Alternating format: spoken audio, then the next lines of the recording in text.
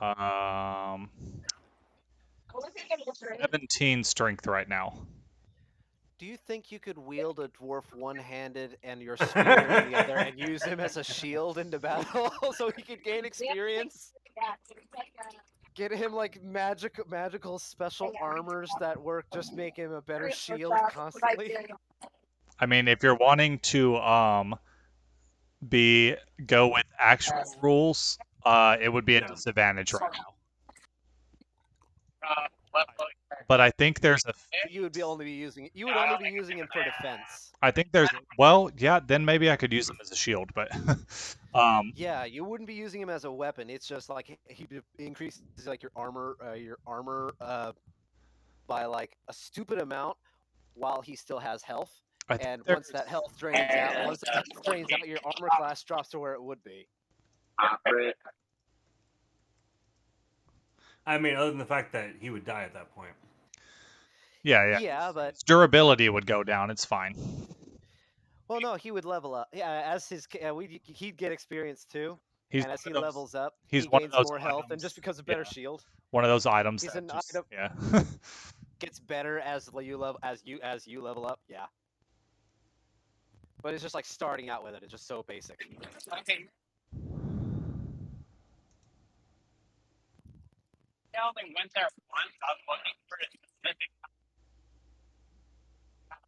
Oh my god, I might actually end up making a character like that. I would make him a Goliath. He wields it. He wields a sidekick character that as his shield. Meat shield. Yeah, there's currently no feats that allow you to do that.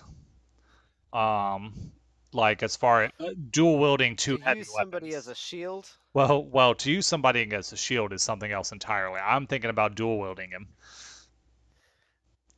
What, grabbing two of them? No. Well, in all Or honesty, I you was you, thinking you about mean dual using him wielding, as a weapon or using him as a shield? using him as a weapon.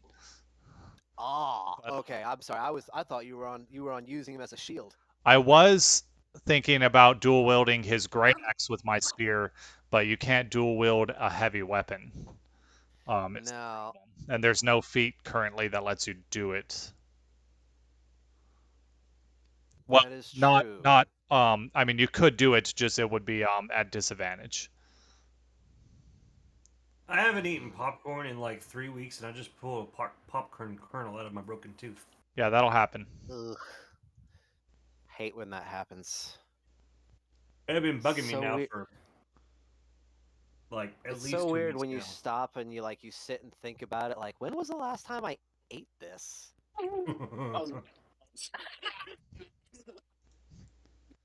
Wait, is his axe? I think he does. He's got a great axe, yeah.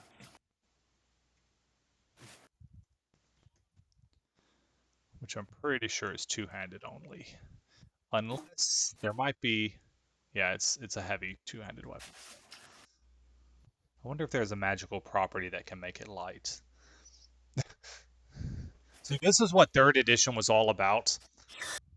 It was finding ways to optimize the character as much as possible. I've only heard bits and pieces because I don't know why I can't get very many stories out of people from third edition. That's what the majority of my stories are. Oh, nice. That's what I played, back in high school.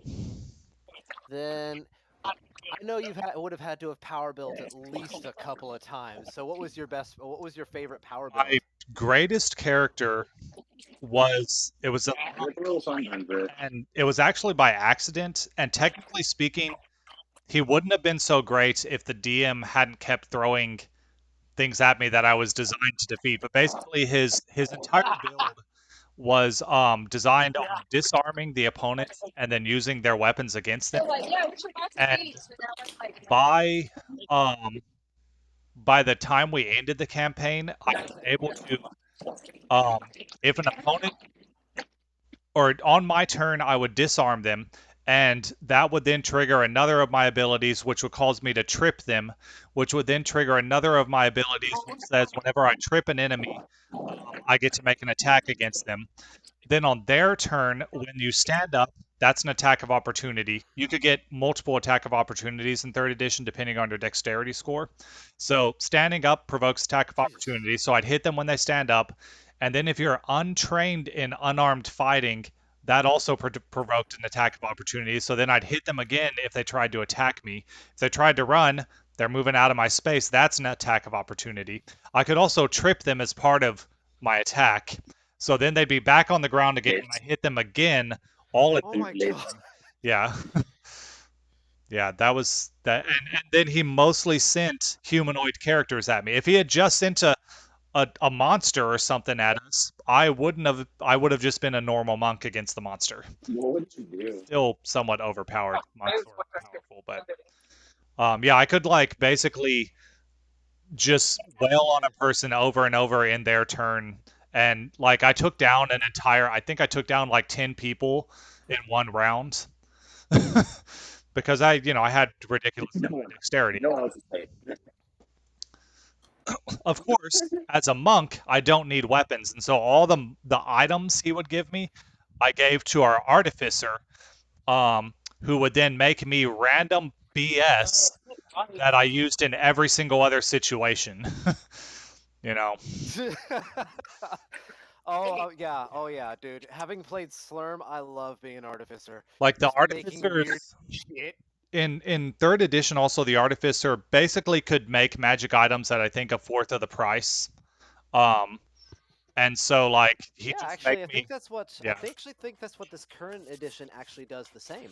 yeah, and so he just I make think me like it's any yeah. insane item I wanted, because I never spent any of my money, and so I had unlimited funds to create all sorts of utility items. So I was basically Batman. I never called it anyway, Jesus. but I was more or less Batman because I had so many random items. Actually, when you kind of like listen to any story in D&D, like from the old times, you hear a lot of those stories where if you kind of look at it in a timeline, it kind of does play out like a whole Batman thing, like just finding out things that work and getting Yeah, better and better shit. yeah. But and also, so third edition D&D had so many books, and we read them all between my friends. Yeah, And so, let's like, my character was a combination of like 15 different books. Because I was You're just becoming one with the hot I dug through all the books slowly and found going everything farther to and make my farther. character, you know, as ridiculous as possible at the one thing he was good at. And he was decent at everything else. But the one thing he was good at, if you put people Do you need a drink on or anything? with weapons against Do him, you he need a was drink or unstoppable. anything? That's cool. Yeah, he was fun. Maybe. What would you maybe want? And then we tried our one epic level campaign, which we all started at level 40. And What the fuck? yeah, and so my character Drink? itself, honestly, What do you mean level 40? What is level 40?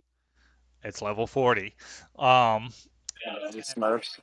we What were happens when you Doing get that. level 40? we were so ridiculous. So the epic level rules let you do a lot of customizing stuff, which I Uh-huh. honestly didn't even do that much of it. But I was playing a dwarf wizard, who basically could cast spells from all levels as a quickened, silenced, and motionless spell. So I didn't have, I could cast all spells without moving, basically. And then I had so much money that I literally like there was one book that was on building a city, so I bought a city, and everyone in my city there was a feat called leadership, which at level 20 gives you like 5 decent followers and then like 100 just peons. And at level 40, I've got enough random ass people to fill a city, basically. Um, and I didn't stat out all of them, but I did equip all of them with like adamantine weapons. And then I think I had 30 iron golems that I crafted myself and added an extra enchantment that they could fly. So they were flying iron golems. um, What? Blasphemy! Iron golems don't fly. mine did. Mine did. Oh my god, that was so perfect. Oh my god, I would love to play this game with these rules. So the problem with level 40, so the dungeon, so it took each of us like, I don't know, a month to create our characters. One of the other guys, he created a rogue, and his character, his concept behind it was his character did not exist except for when you were dying from his blade. Like there, he was 100% undetectable by all means of detection. He was, and so constant sneak attacks, of course, and basically he could one shot almost anything.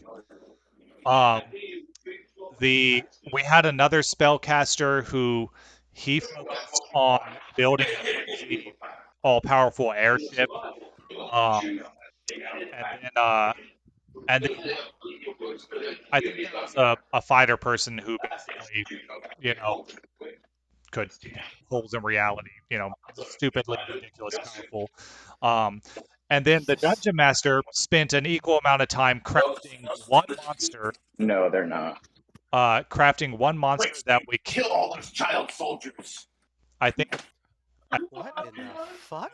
I never even got to roll the dice. Whoever went first, I don't remember who went first, but they killed it on the first turn.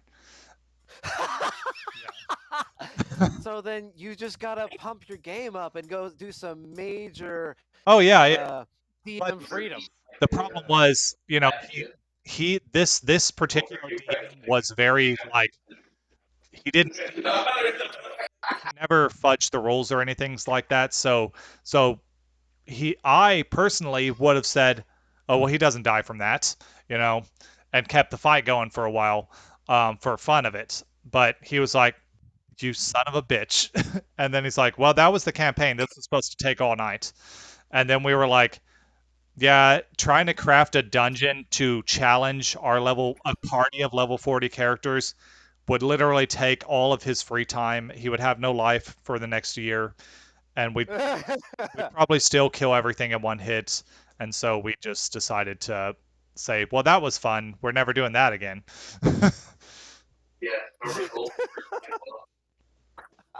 Yeah, the epic level rulebook wasn't really meant for going to level 40. It was intended for you to like keep playing a little bit after you hit level 20. But the rules were let you go as high.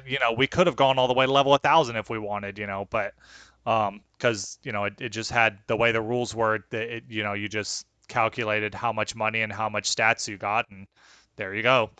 Um, you theoretically could make as high level character as you want with those rules, but yeah, they were so ridiculous.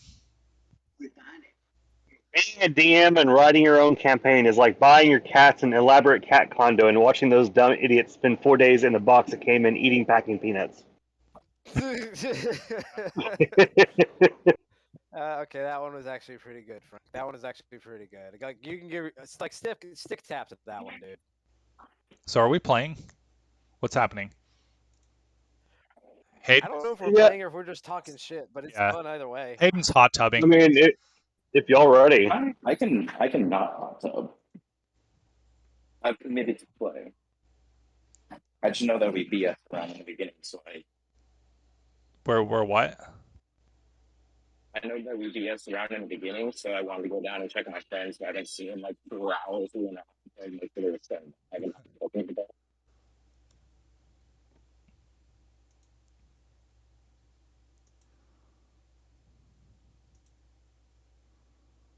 I'm not playing. All right, well, I'm down. I've got my character sheet right now. I All should right, let me finish getting my drink and I'll be there. I shouldn't have used all of my big spells last fight because apparently I don't have to fight the house itself. I don't have spells. Water first. I'm just hanging from my sash in the Um, in the between the teeth of what I assume is a mimic. I'm currently glowing and floating in the air with light crackling around me. And if I remember right, I still have 9 rounds. Yeah, I have 9 Yeah, I rounds couldn't of hold that it. left. So I kind of forgot what you wanted anyway. Are you sure you got So another one? I thought I still had whiskey left, and I don't have whiskey. I've got vanilla rum. is Ugh, it the that'll ship? make you Is spit. it the shipwreck rum? Yeah, Yeah, that stuff is amazing. I haven't opened that yet. Yeah, that's from the island actually. That stuff is good. Oof. I'm sorry. I'm Yeah, I sorry. guess I'll open Rum it. at night will make you. Rum at night will make you spit. No, rum, in my opinion, is always a daytime liquor. Mm. Like I had I'm some just. Crown. I don't know. Oh wait, there's the Crown. I do have Crown. I don't know. It's just. I think something about being in the sun must like Yeah. metabolize Okay. the sugar in it differently because it's it's definitely not something I can drink at night. Yeah, I get sick. Mm. But I can drink it I, I during keep the I day keep just saving this fine. rum. I keep saving this rum for like a special drinking thing, and I don't ever have anything special to drink to. So Yeah, that's actually why I'm saving the rum that Ron gave me from the islands. I'm saving it for like a special daytime reason to drink. Yeah. Well, how about you come over to my house and we'll hang out in the hot tub and make copy Hayden. as long as I don't have to get naked in your hot tub, I'll be okay. Nobody has to do that if they don't want to. Now I ain't getting naked in the hot tub. I'll get in the hot tub though. I would It's like how the other part of the room is. I would generally prefer that you wear clothes. Uh, Well, your dad has that thing about you can. We could totally go over and get in the hot tub. We just have to go over and get naked and get in the no, hot tub. he doesn't require that for guests. Oh, I thought that was like anybody who got in had to be naked. No, he just Well, it wants turned you off. to Your ass is too fat. Turn it off. he just wants you to make sure you rinse before you get in and rinse your swimsuit also. Uh, Oh, you have to wash yourself and wash your. I mean, Uh, he's got that outside shower, so you can just rinse off. okay. But Yeah, you can wear your bathing suit. You just have to wash it off first. ideally, what he recommends, and again, when there's guests, he doesn't care, but he recommends, and I've tested this in my hot tub also. Just throw your bathing suit in the washer through the rinse cycle with no soap. Because basically what happens is the detergents in your clothes seep out, and then they create a annoying scum that has to be cleaned up. But at the very least, a rinse before you get in is like appreciated. Even in mine, like um, that was the thing I told Brandon. I don't know if they actually do it, but just be clean when you get in your hot tub. Otherwise, you're gonna have to clean more often. Ah, that makes sense. Yeah, because the hot water pulls the. I mean, if your body is dirty, all of that dirt's coming off into the hot tub. All of that, you know.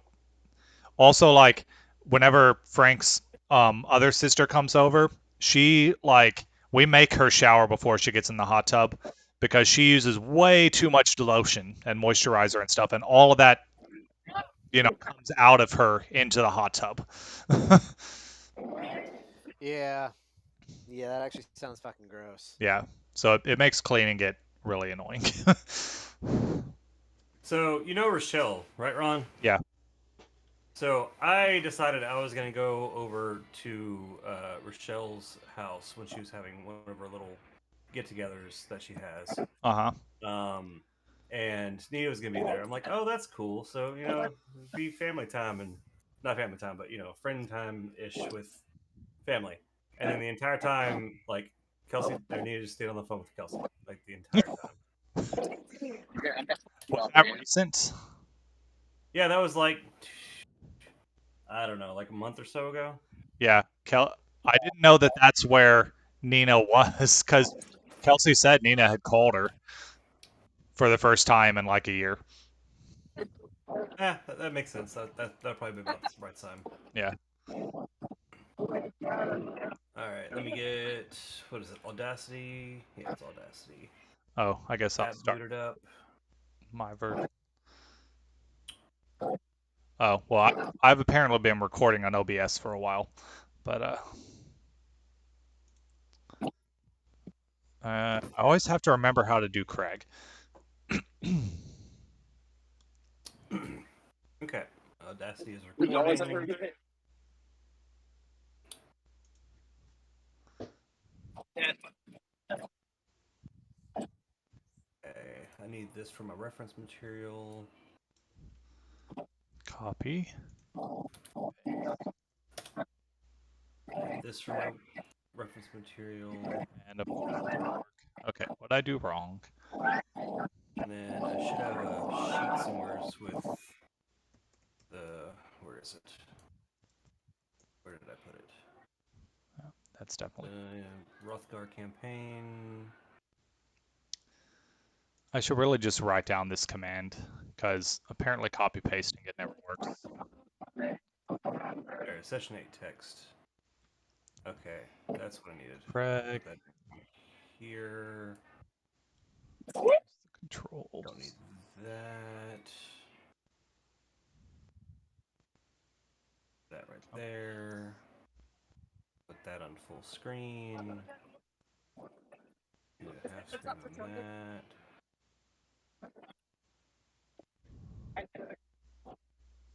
I do really enjoy having multiple screens. It does make this a lot easier.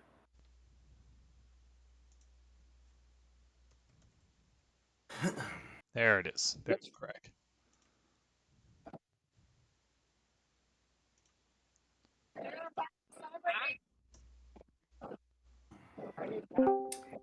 Now recording. Now recording. Hey, Craig. Hi, Craig. Okay. Is that everything I need? Let's see. There's the House Mimic stats, Skinwalker stats, and people's stats. Okay, I think I've got everything set for it.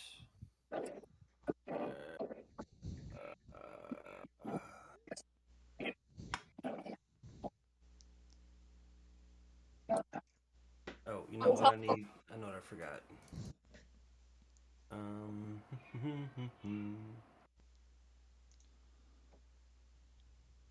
Oh, I didn't even notice that. I can't see with this light put right on it. Ooh.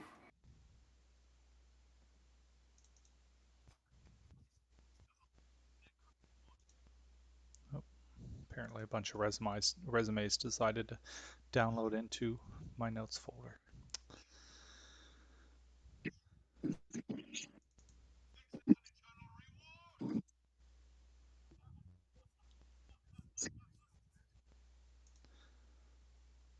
So I've finally gotten around to start editing the vampire stuff. I'm halfway through episode 2 now. The fully finished version of episode 1 is on YouTube now.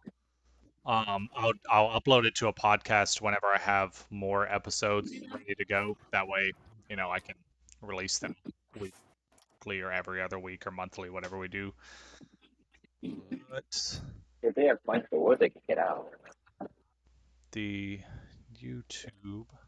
I think they're sinking in the sand.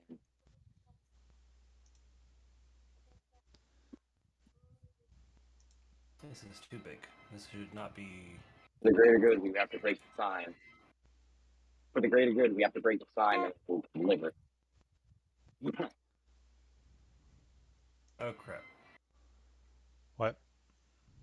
There we go.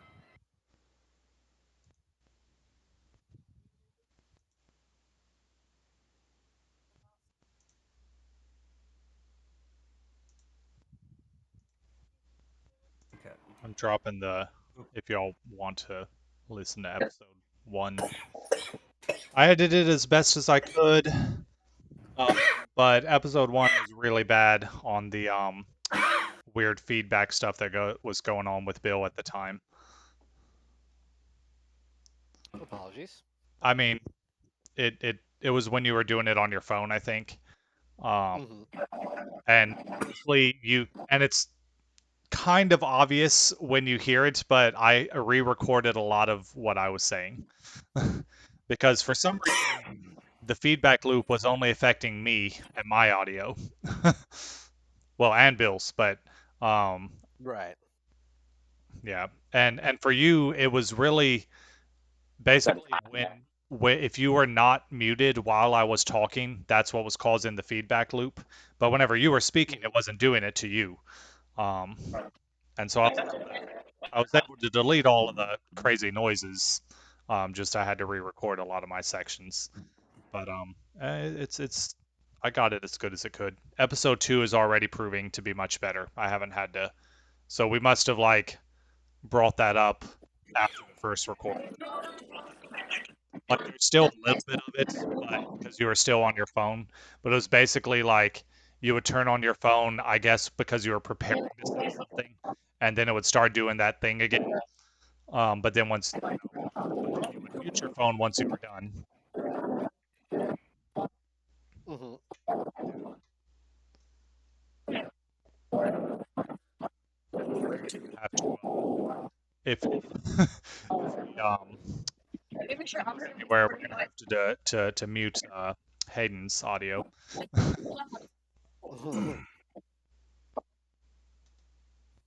All right, I've got Tigger, Ferrule, Lard, and Dr. Valerie. Am I missing anybody? See you Um, guys. Going back over the room.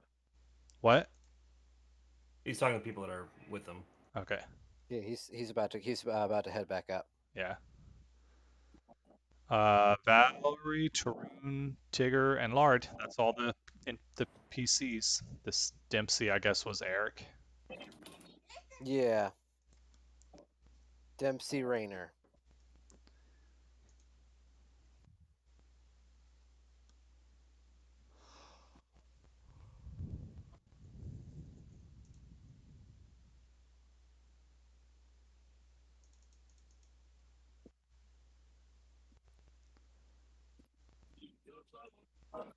Did we have a map last time?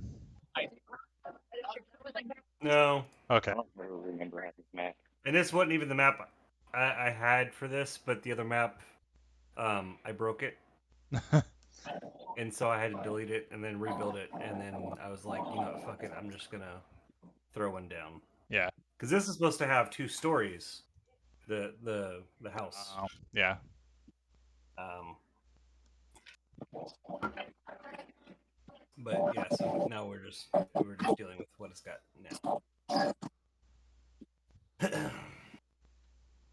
So we're gonna use a little bit of theater of the mind, a little bit of I mean, that's fine. That's what we did last episode. yeah.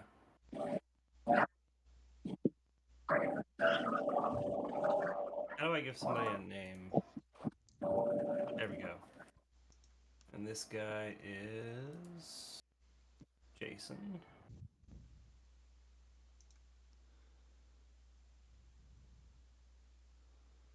And his name's not popping up. How do I make his name pop up? Oh, nameplate. Okay. And then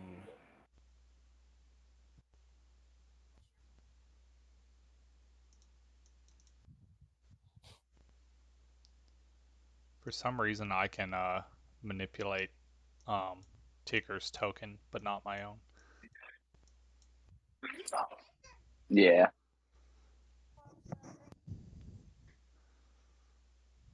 I can't seem They're to edit too your like they're really setting their buzz to be in the hot tub. They've had quite a few drinks in there. It's an outdoor hot tub, I assume. Mhm. Yeah, it's too hot to be out there for He's putting down that. those seltzers. let's see, Ferrule. Okay. Try touching it. Which one? Ferrule. I don't see Ferrule. I can't touch any of them except for Tigger.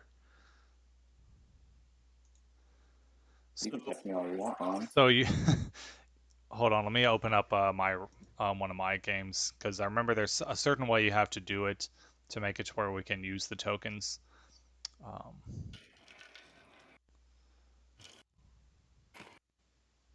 I'll remember once I click on a token I can edit.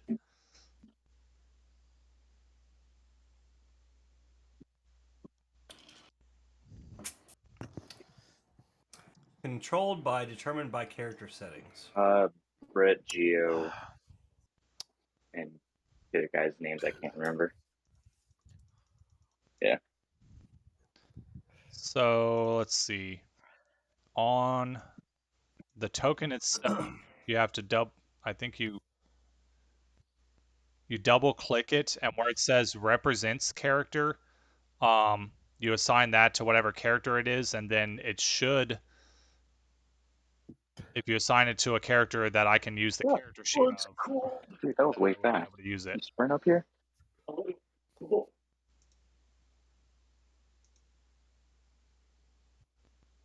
I guess for some reason I can use Tigger's character sheet.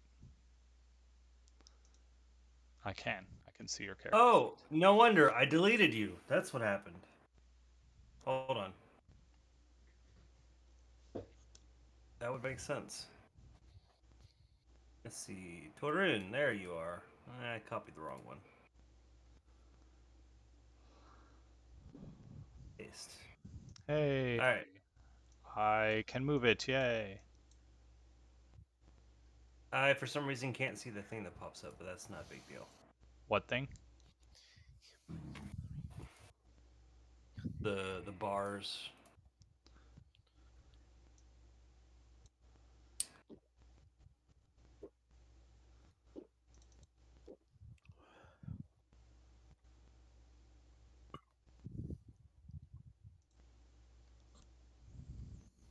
A B C D E history hit die Just HP. playing with stuff because I haven't Safe messed setting. with this as a player. Interesting. Make an aura.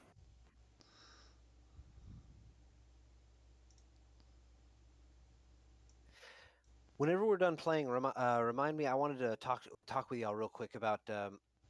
Well, more specifically, I wanted to talk to you, Ron, about something I'm going to be doing with my character going forward. So, once we're done playing, I wanted to talk with you about that. Which character? Oh, the one we're playing in here. Okay.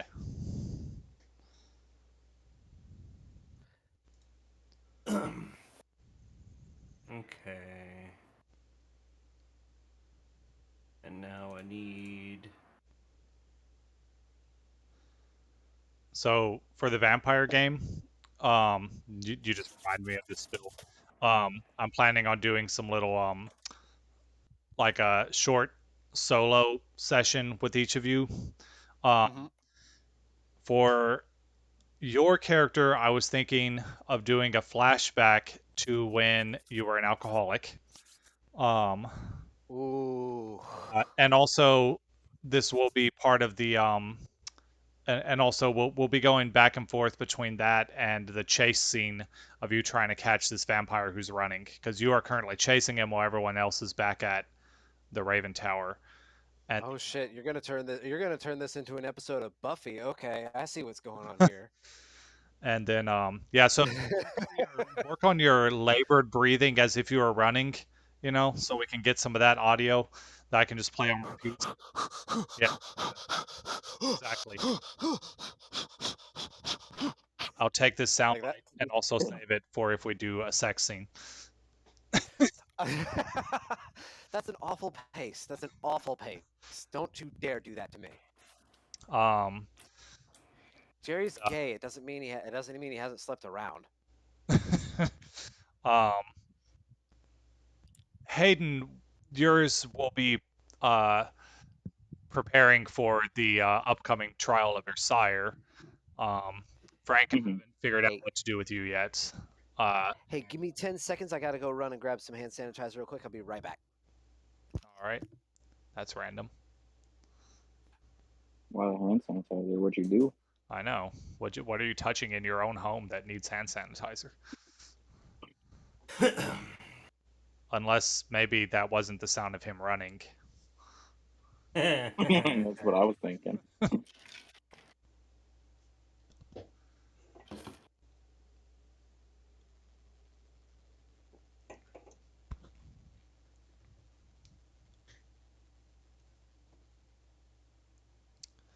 Yeah, I haven't figured out what I want to do for your character, Frank, and Jaden's will probably be something to do with his um, weird plan to get his blood into everybody.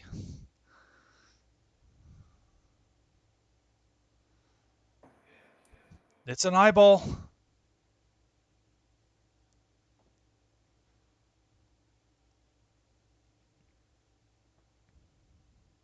Hayden, are you gonna need someone to roll your character and stuff?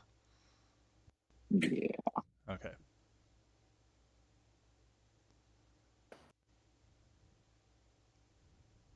The house has eyes.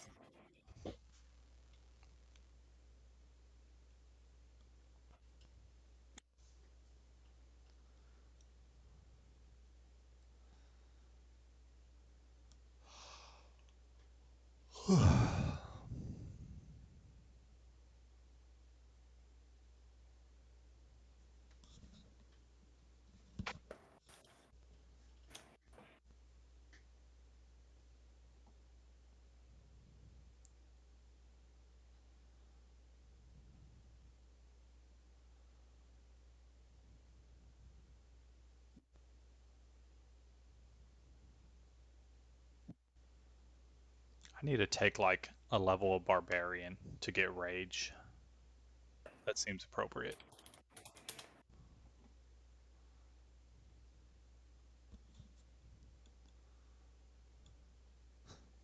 Do barbarians get that at first level? I'm pretty sure they do.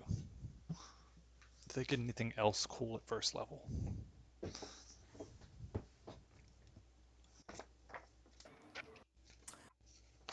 So I can't find any tentacles. I love this house though. Eh. Wait, I might have found something. I'm not purchasing that.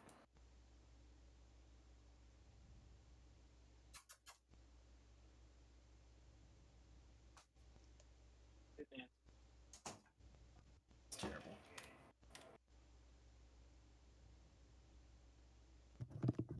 I just need like a single tentacle. And I'm back.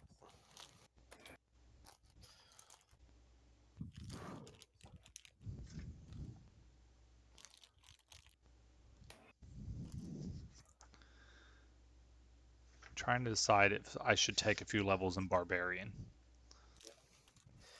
I mean, with where you're going, I don't know if you're trying to go toward. With where you're heading now, I would honestly say yeah. But which one? Storm Herald? Yes. Okay. That's not a bad one. Storm Herald is not in the player's handbook. It's in I think Xanathar's? I think so. Do I have that book in physical? I don't remember. Pile of books. I might have that. Wait. I think Oh, I actually have oh. that book in physical. Give me a second. Let me go. I can go check. I've got Xanathar's. Oh, okay. I've got it. I've got it. Yes. I knew I had it.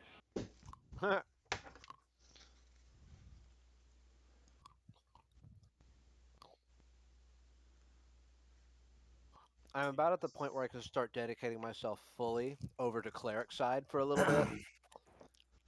I will eventually have to bounce back over into rogue at some point, just for like one more little dip. But for right now, this is a good point for me to go ahead, nearly for me to go ahead and start dedicating to the cleric levels. Okay, now let me see. Okay. This custom class I found has the features of Storm Herald because it basically has all the stormy abilities. What do you think of my mimic house I now? love your mimic house. Does that work? Mm-hmm. It's great. Okay, wait a second. I'm trying to zoom out a little bit. There we go. Yeah, there we go. Hanging from a window. Rawr. Yeah, I might go Storm Herald because I don't get the storm aura with this class, but we'll see. That's for later. That would require 3 levels into barbarian. What would I lose in my custom class? I'd lose. Oh, I'd just lose 1 use of my. I wouldn't lose anything too important, actually. I might just do that. Do 3 levels into barbarian. Then I get rage plus the storm thing. Mm-hmm. And I think as a Storm Herald, don't you also get like an electric aura? Yes, that's what I'm wanting. Um, Actually, I think that one would really benefit your class, really. So, but once you go into rage, it just means no more spells. But do cantrips count? cantrips do count, but I don't use spells that much anyway. Don't you use shocking grasp? I use shocking grasp through my spear as part of its like special artifact thing. Mm-hmm. So that would be up to Frank on whether or not that counts, because it I don't really use it like a spell. I use it like an attack, and I think we're just using shocking grasp's effects and progression more or Okay. less, because my spear is my special item that everyone got a special item. So my spear Mm-hmm. will improve, and shocking grasp already has built-in mechanics to improve. So basically, I'm just essentially using the rules of shocking grasp to improve my spear. That's true. Yeah, because at level 5 it'll get a damage boost, and then again, at the levels that the spell would get. And then I think there were a couple other things, other upgrades we had discussed that have nothing that aren't part of the spell, but um, and I don't know when those are going to kick in or anything because we never really like figured that out. But um, like one thing that we had talked about was when I throw it, I'll be able to teleport to where it gets thrown at some point. Mm-hmm. Obviously, I can't do that yet.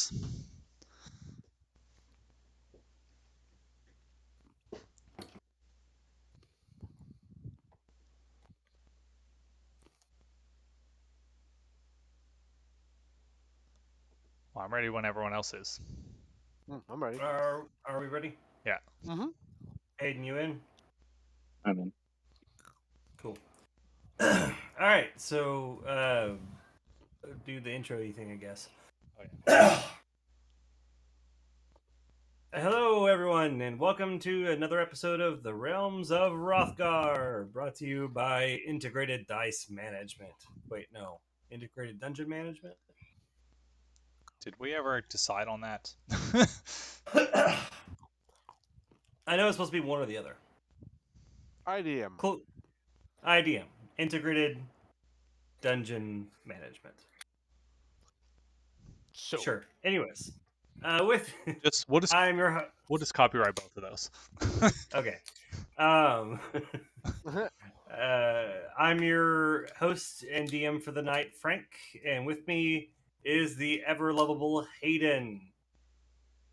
So, once again, I'm on vacation, so it's nice to be back again playing and having Ron being my rolling assistant. Just so we're clear, this is his second vacation, not the same vacation. God, I want to see you on vacation so badly. Our always thirsty Bill. I'm always thirsty. Yeah. Hi, everybody. I'm Bill. I love you. Mwah. Join us for fun. And We're all dumb. lastly, but not leastly, our forever DM, Ron. Except for right now, I'm not the DM. I am. This joke will continue on. All right. So just a quick recap of last week. Y'all were in the town of Honeywood. It had been several, or at least a month, since the destruction of the town through magical means. yada yada. Y'all stuck around and helped rebuild for that month time frame. You were given a house and basically a business to restart the Adventurers Guild. Um, one morning, y'all woke up, went to the office or the Adventurers Guild to open up for the day, and there was a small child sitting on the doorstep. This child's name was Jackson, and he was crying. You asked him what was wrong. He said he hasn't seen his family in several days. Um, you then asked a few questions and decided y'all are going to go look at his house that was roughly, what was it, 2 miles down the road, 10 miles down the road? Something like that. 2 miles Some, north out of town. there we go, 2 miles north out of town. It's 71 degrees. Yes. Or at least it was this morning. It is now in the ballpark of like 83. Good to know. It's partially cloudy. There's some clouds that moved in from the south, so the ocean's in that direction. That's a fun fact for everybody that's following along at home. What is our barometric pressure at? I don't know how that's measured. Is that measured in percentage? Just say 7. It's at 4 Okay. with a humidity of Out. 63%. Oh, so it's a comfortable temperature. It's a little humid though. What about allergens? Is today going to be like a day where I'm going to need to take some medication or? You'll probably want to bring your handkerchief, but your allergies probably will be Okay. fine. Just make sure you have a spoonful of honey every day because they don't have allergy medicine in the past. A spoonful of Oh honey yeah. keeps the sneeze monsters away. That's the thing Yes, now. yes. That is said to all We children. all learn about. We all learn. Yes, yes, yes. We all learn about the sneeze monster when we're first starting out in medicine. Yes, yes. Uh, Occasionally needs to be somebody, brutally slaughtered and have a ceremony done. You okay, I'm Frank? dying. I'm dying. I was laughing and then I went down the wrong pipe. Um, I am, Frank. I am so yeah, no sorry. worries, no worries. It's good. Yeah. So y'all made y'all's way to up the road 2 miles to the north, cut off into the woods, and y'all eventually came across a clearing with a house in it. At the front of the home, there was a guy out there cutting or chopping some firewood, and you can see a individual that was inside the home.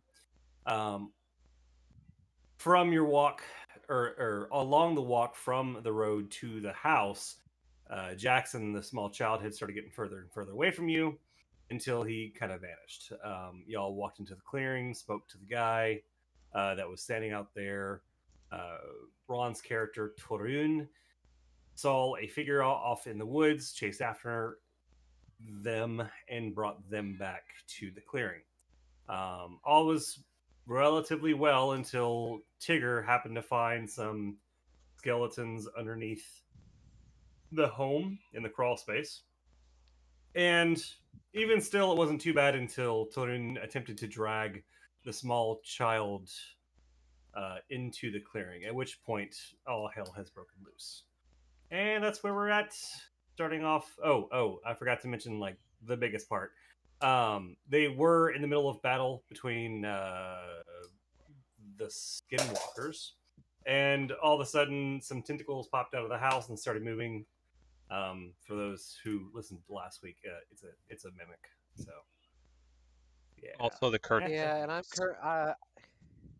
and I'm also currently hanging upside down from my holy symbol out a window, just up there in the air, and I'm currently terrified as hell of something I still can't see. Yeah. oh yeah, that's right. You got feared. So I re-listened to a little while ago week's last week's last sessions, um, and it sounded to me that you actually were able to make it to the ground. You were just Oh, was I on the ground? I thought I was. I thought I was left actually hanging upside down. You, that was my intent, but from the quick snippet I heard of the conversation that we were having at the time, it sounded like you're able to make it to the ground. Um, I th- I so thought like, I thought I was able to make it to the ground, but then you were like, uh, you made the mimic make attack of opportunity because to bite down, and it caught my holy symbol because you said I drop my weapon yeah. at the time. My weapon, when it's not a weapon, is my holy symbol at the end of like a sash.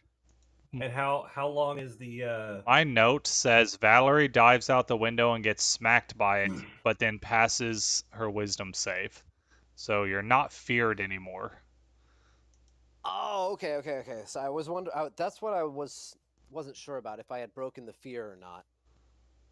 Yeah, you broke the fear. How Now I'm long just is hanging how upside long down. is how long is your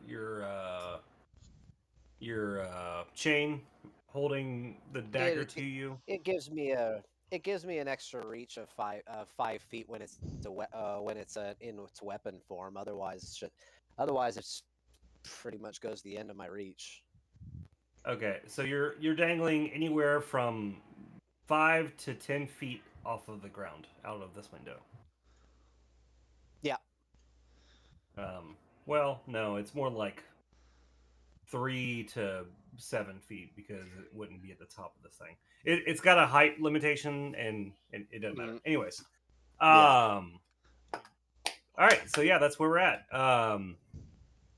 I feel like there's We're probably more fucked. I should say at this point, but y'all do remember when y'all were leaving the town that uh, the new mayor Torun, no Ferul. Sorry, my bad.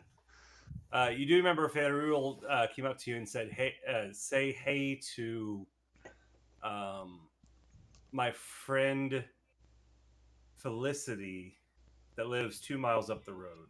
Yeah. So there's that tidbit of information as well. Okay.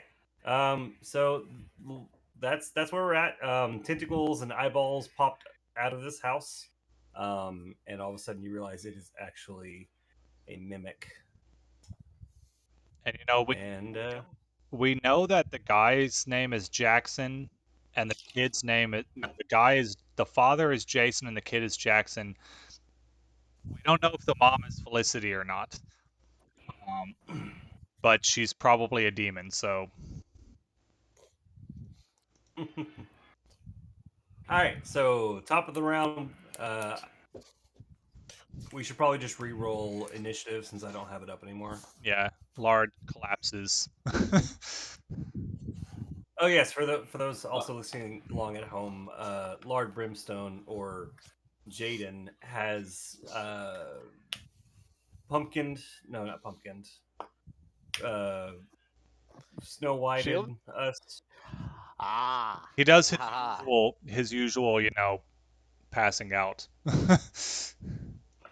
I mean, in actuality, he's hanging out with some friends, but for the um, purposes of our game, he has turned into a pumpkin once again, and so Lord Brimstone is asleep.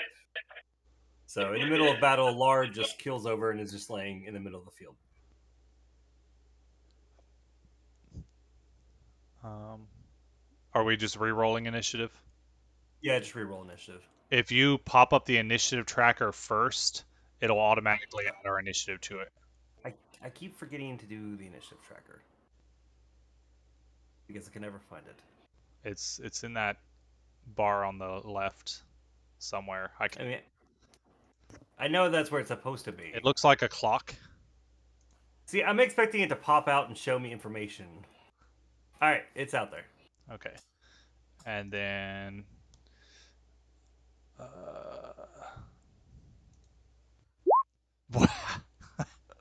I rolled a 1 for initiative. Mm. I'll roll for Tigger. Tigger got a 15. Did it roll as Tigger? Yeah. Cool. Give me 1 second. I'm trying to scroll up to the top of my screen, but I'm getting choppy. Okay, I think I. Yeah, okay, I'm moving again. Yeah, I've noticed. What the fuck is going on? How How do many I times roll? has our internet gone out? 4 times today? God. Well, you're still here. God fucking damn it. That explains why everything's going so goddamn slow. Alright, I got a 12 for initiative. You'll have to add Bill. He wasn't clicking on his token. Damn. Sorry. It's on my table. I think if you right click his token, is that it? Is that how you add him? Can you see that? Tentacle 1, Tentacle 2, Dr. Valerie? Yeah. Okay. Yeah, I see him.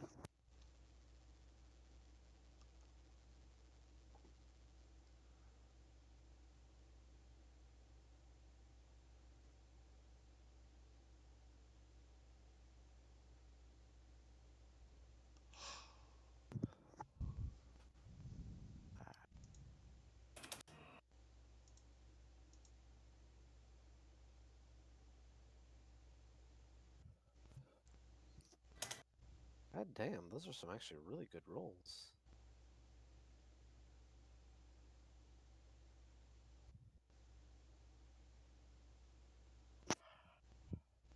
Okay. Took me a minute there, but I got the initiative set up. Oh no, we know her name is Felicity. Well, That's yeah. not a character Anyways. knowledge. Fuck Felicity! All right. I don't know who So Felicity is. top of the round. Was it? Is she the the female inside? Is that who feared Bill? Yes. Okay. Ah, okay. Well, we don't know it's the person we're supposed to say hey to, so otherwise I'd say hi Uh, when she comes out. tell me, can you see that? Me rolling that? The last thing I saw was an 11. Okay, so you can see that. Yeah. How about that? No. Nope. Okay. I just want to make sure things are hidden behind the DM screen. Okay. All right. Oh, what the fuck? So top of the round. Torian, what's your uh, um, AC God, my brain. Yeah, that word. 18. 18. Okay. I've got a shield and chainmail. Let's see. Eventually I'll get plate mail. Okay.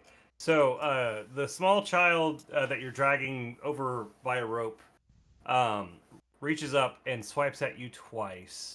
One time it misses. The other time you are going to take 2 damage. 2 damage. My HP has disappeared. As in, it's not here. It was here earlier. Let me close my sheet and reopen it and see if it comes back.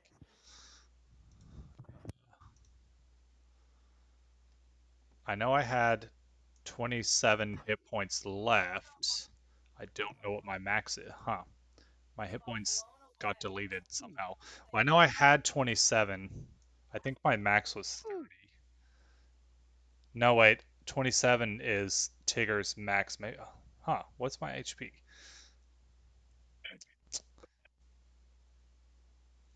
Well, let me just roll my HP real quick because it seems to have. All right, so level 1 is max, so that'd be 10, 12 plus 2d10 plus 2 for levels plus 4 for levels 2 and 3. Oh man, that is some bad HP rolls. I don't know what my former HP was, but I think you were at like 32 or 36 or something like that. Yeah, I'll go with. I'll just go with what you said. I think I was at 27 HP though. How much did I take now? 2 damage. Okay. And then he attempts to wriggle out of. I mean, am I still holding him because I have been fighting for a while? Yeah, you never said you dropped the rope, Okay. so he's still like attached. All right. So he reached up and like tries to scratch you, and then like he turned into I think a deer or something. I don't know. I was drunk at that point. He turned into a small animal.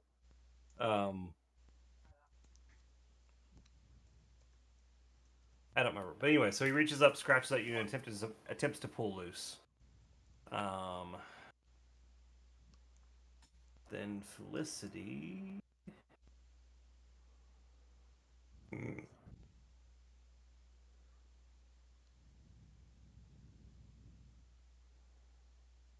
I should really have this just up underneath her. So she moves 5, 10. Whoops, nope, that's the face.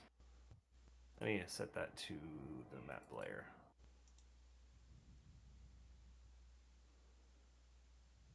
And 20. I could. So she runs out the front door, screaming, "How dare you come into our glade and attack us!" And then she casts poison spray. Oh shit.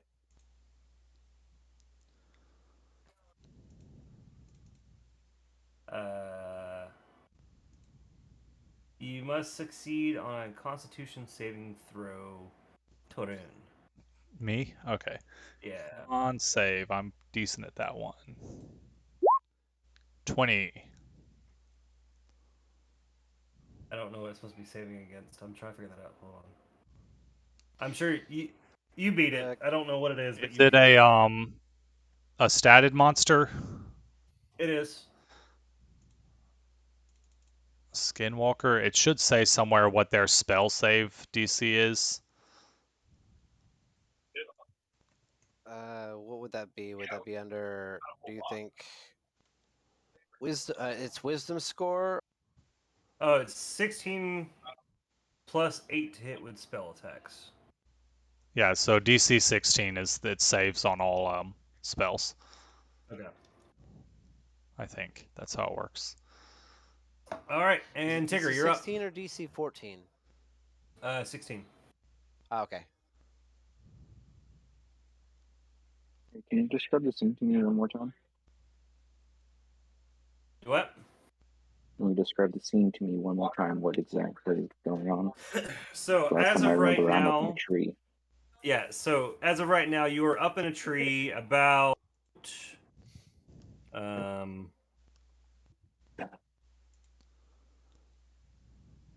roughly 66 feet away from Jason, who is attacking Torun on the other side of the clearing. You are roughly 40 feet from Felicity, who's on the front porch of the Mimic.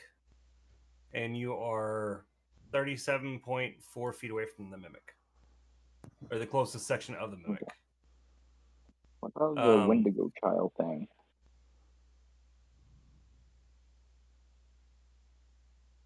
Oh, yeah, shit. Oh, shit. That's what I was dealing with before the house happened.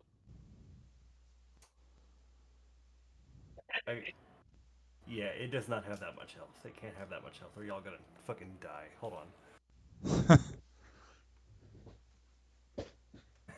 Sorry, I gotta fix this. Okay, y'all do y'all's thing.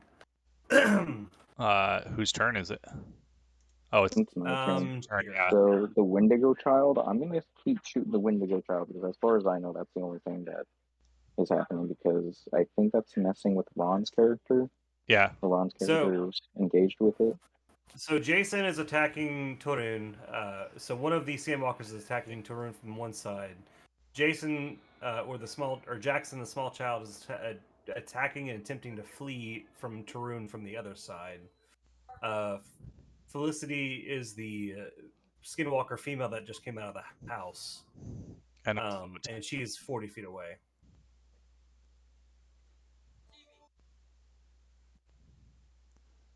everybody's attacking me basically. Yeah. Yeah, pretty much. You're right out there in the open. That's true. I mean, I am the I mean, I'm the tank. That's my job, is to get attacked. This Lard's is right true. here, but he's He's asleep. unconscious. Yeah, he passed out. Ron, right now, if you would be like, if you were in Final Fantasy, you would be absolutely the Sentinel, because you would just, your whole job is just drawing all attention to you. That's how I'm playing this character, pretty much. You are going to need to take like a couple of feats and focus everything into Constitution. Yeah. I wish once you get some cleric levels, I could use some healing. Yeah, well, I mean, I'm fine right now, but Yeah. Yeah, No, no Valerie, if you could step worries. in and start helping with the healing, so that'd be helpful. Hey, I've got the weapon up to a decent amount of damage. I can actually do some of the healing, but I have already been doing a bunch of the healing. Thank you. All right, Tigger. So, what are you gonna shoot at? You gonna shoot at The the Wendigo. child or the adult? the child. The adults attacking him too. Yeah. So Oh, the last adult week, and the child. yeah. Because So I was last fighting the week, child last week. Yeah, I've got them on either side of me. They're flanking me. Jesus. Well, so I've been shooting the child for the longest, so I'm gonna you keep were shooting the child. you were shooting the adult. I was shooting the child. Oh, Or at least I was okay. confident I was shooting the child. Oh, if Well, we, whichever one has the most damage that I've been currently shooting, I'll keep I shooting mean, that one. looking at damage, you were attacking the adult. The adult was the guy that was chopping wood in the center of the clearing in front of the house, and he's the one that charged and started attacking Torun whenever Torun dragged the child in from the forest. Because I thought the child like started turning and then attacking the room. No. All right. Anyways, I keep shooting the one The I've been child shooting. didn't. Okay, so Jason. All right, give me a d20. Um, A Tigger what attack. Tigger's attacking? Yeah, with the bow. Uh, 10. does he have advantage? N- I don't think he has advantage. I'm trying to remember. There was something about he gets sneak attack all the time, basically always, but but I don't think he had advantage on this attack.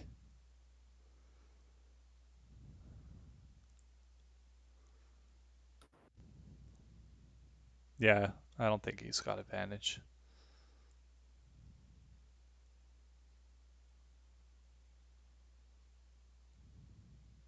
Would that be sneak attack though?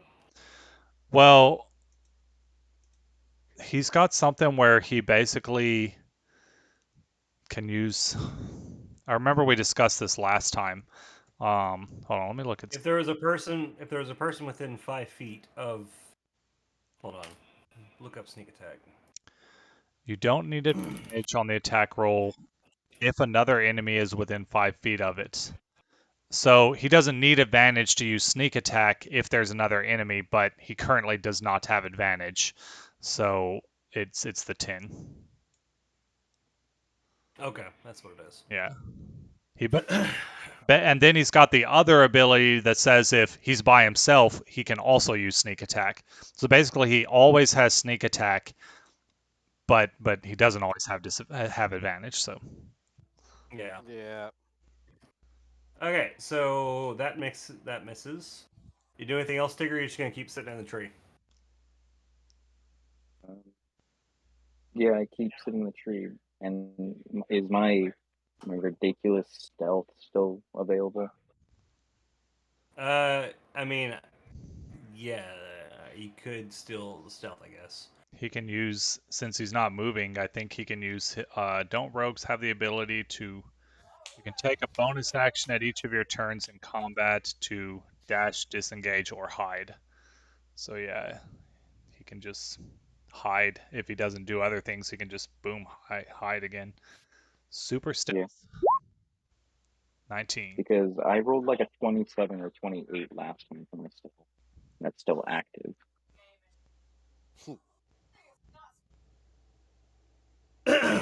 Well, if he was stealthed before, then he did have advantage. Yeah, because no one's ever seen me, and I've been stealth this entire time. So he would have had advantage and he would have hit. So the house knows you're there. How does the house know I'm there?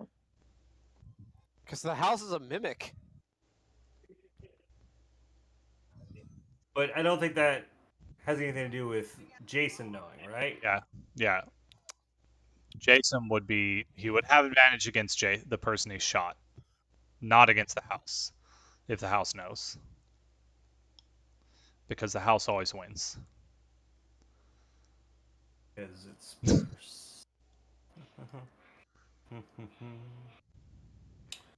perception plus.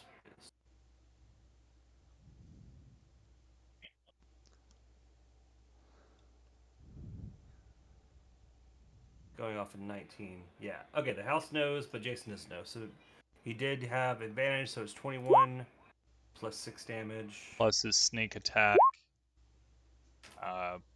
That's not how that's supposed to work. Plus 6 damage for sneak attack. Alrighty. Really, wait. Hayden, I'm gonna change your things to where you always deal sneak attack because you basically always deal sneak attack. Um, Instead of having it as a separate attack roll, it'll happen automatically with your damage. Because Okay. you can put a secondary damage on your weapons, and since you literally always have sneak attack, there's no reason not to just always have it. Boom.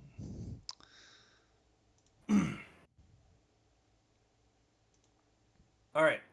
So Tigger, you're back into stealth again after shooting Jason, getting advantage, and dealing a total of 12 damage. Good job.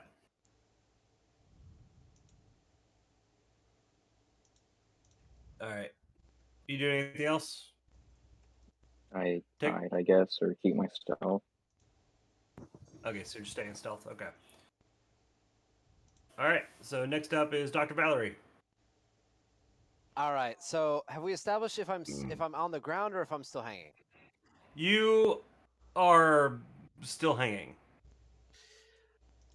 All right. In that case, As far as the math goes. so from where I'm hanging, can I see this tentacle over here to my right?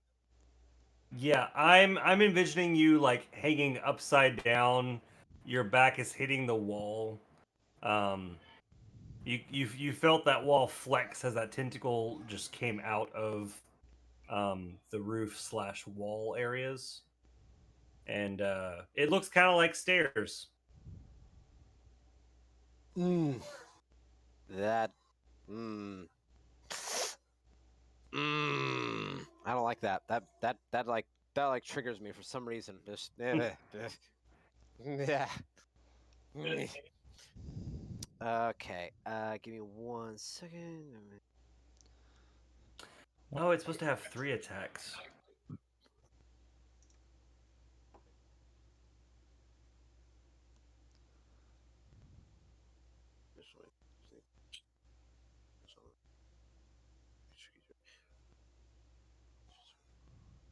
So, out of curiosity, is anyone else within 5 feet of this tentacle to my right?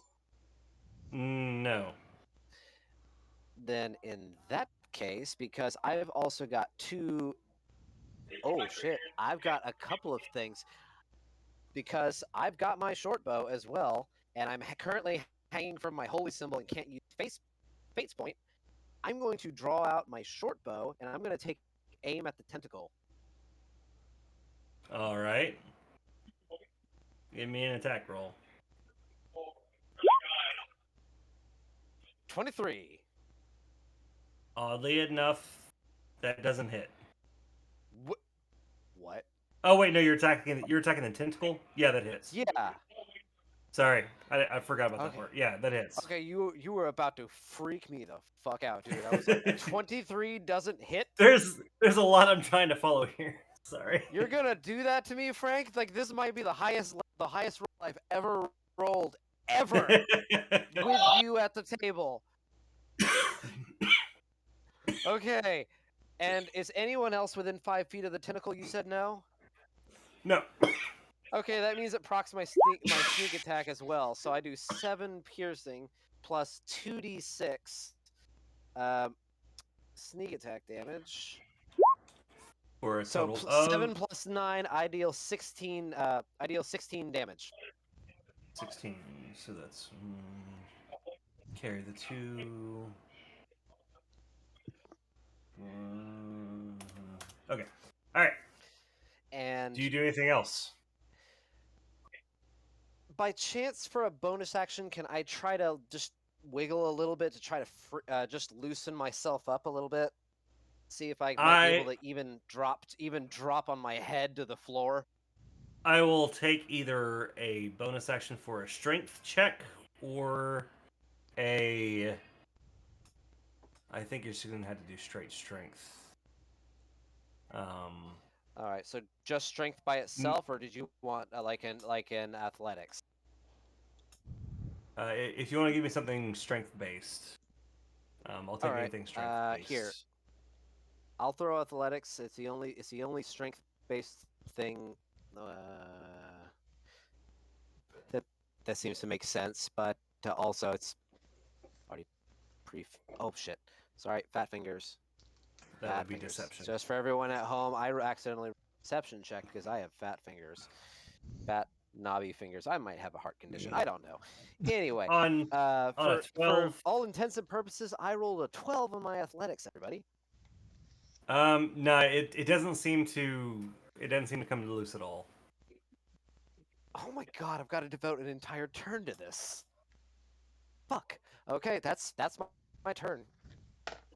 All right. 16 damage though. That's not bad. Jason. Level 3. Is going. Oh wait, to... that also means that at 16 damage, that also means I take 8 charge. No, I didn't use Fate's point. Fuck. Nope. Never mind. I apologize.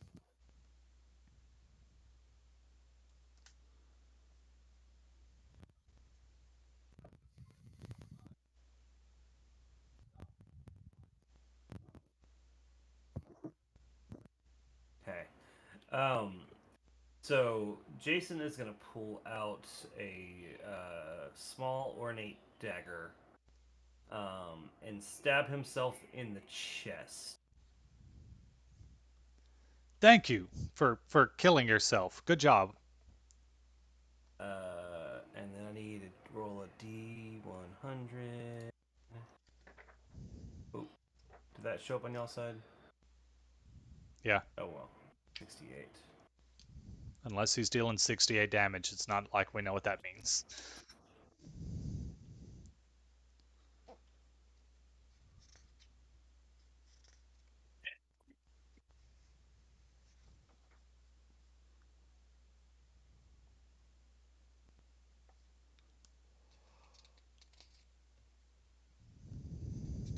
Okay.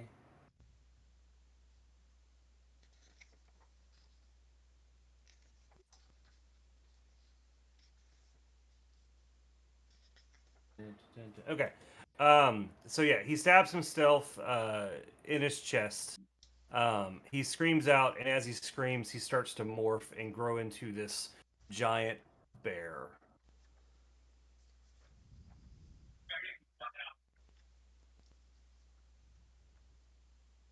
And that's going to be his turn. Yeah. Okay, that's his turn. And then let's see. Yeah. Okay. Cool. So the house actually has one more attack. Um,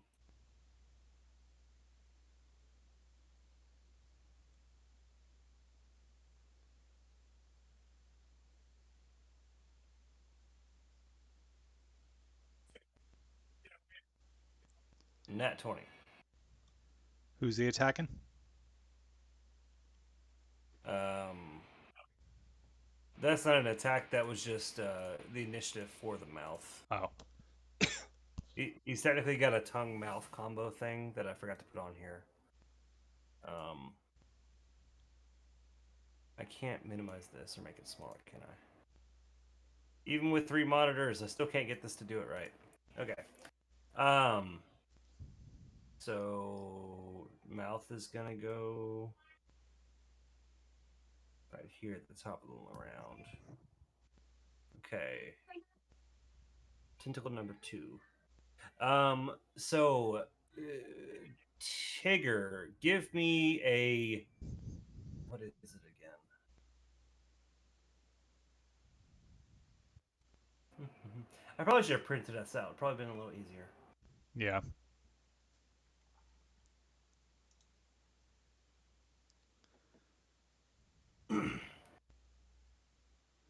Oh no. Okay, I gotta roll.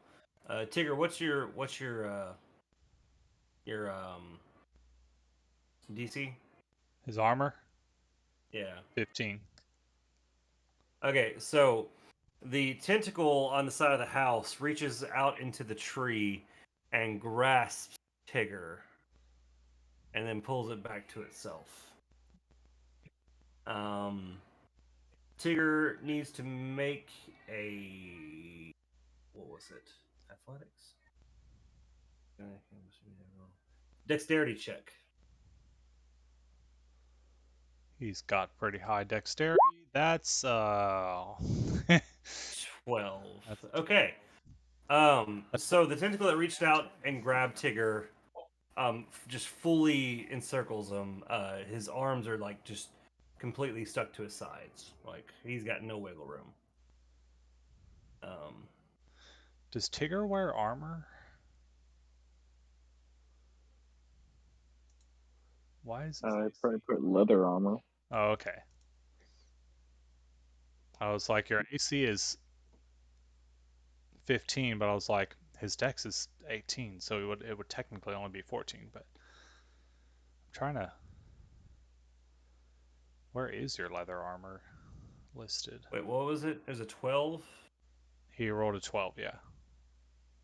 Okay. So actually, only one of your arms is pinned to your side. Okay.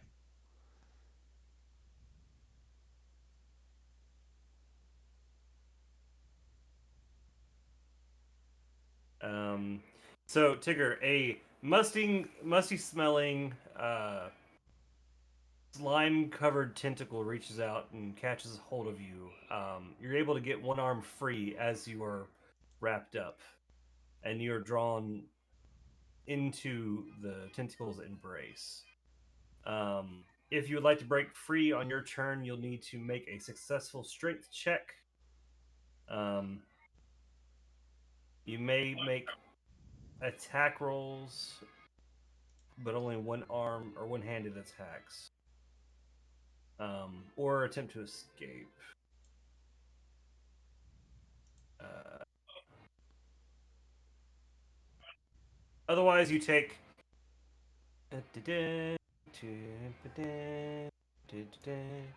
Tigger, you take 5 damage 5 damage. That bumps him down to 20 HP.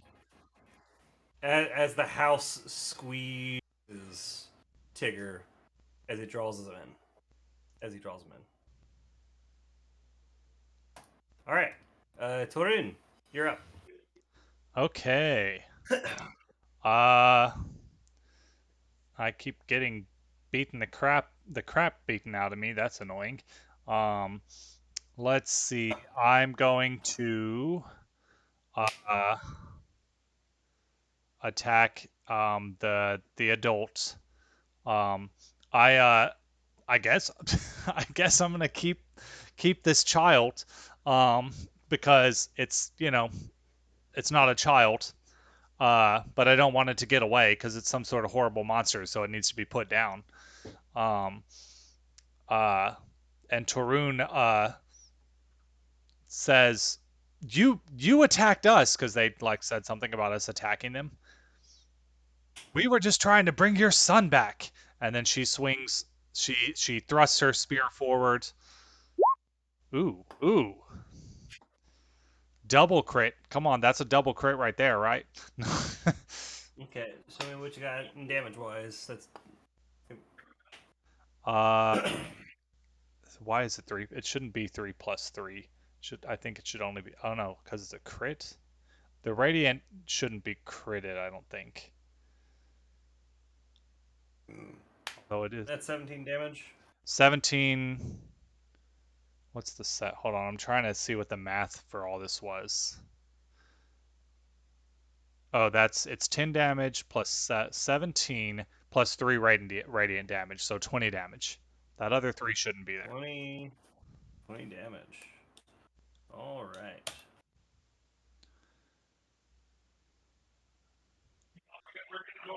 I know how to fix that. Crit. I think if I put crit 0, it'll not add crit damage to the radiant. Anything else? Um, she already used her special thingy. I'm just seeing if I have anything I can use. I don't think I have any bonus actions. Um, this is a bonus action? No. Uh, yeah, that's all she does. She attacks. Attacks. Okay. All right, and now it's the other tentacle. All right.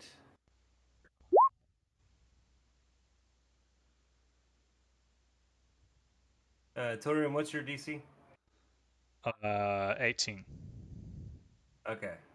So the tentacle from the side of the house reaches out to try to grasp onto you, and you duck out of the way.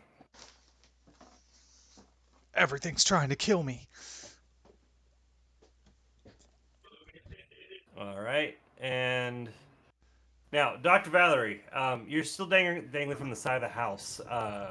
Yeah. You hear a slurping sound coming from the window. Ah. Those windows were moist. Ah, God! Don't Um, say that.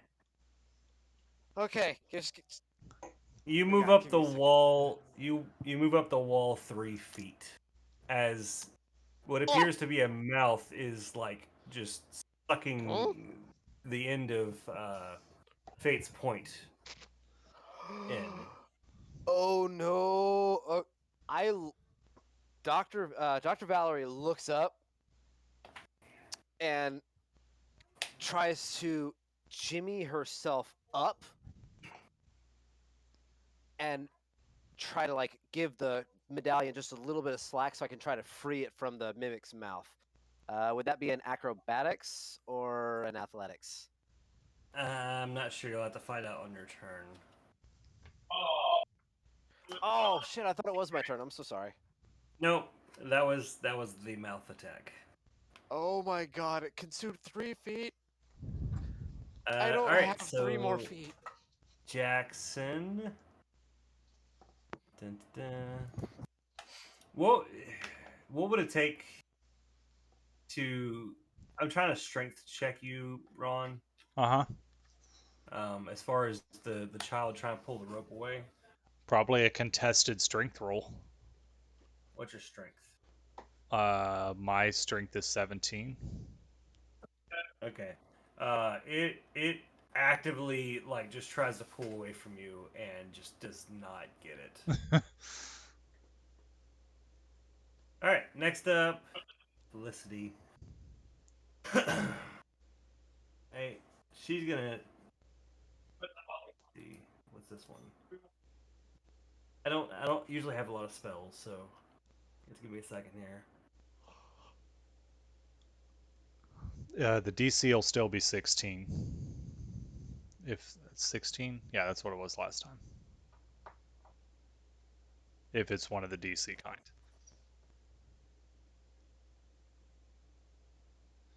Hayden, did you say you're supposed to have leather armor? I don't remember if I didn't put anything down. Okay, yeah. I don't remember.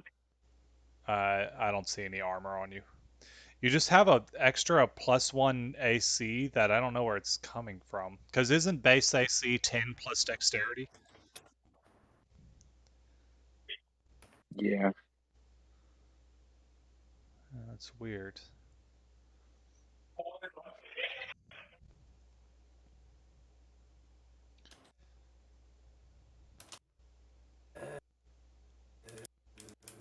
I don't think this is a 5e monster. Are you looking for the Skinwalker? I mean the. I'm looking for the spell. Oh, there it is. Okay.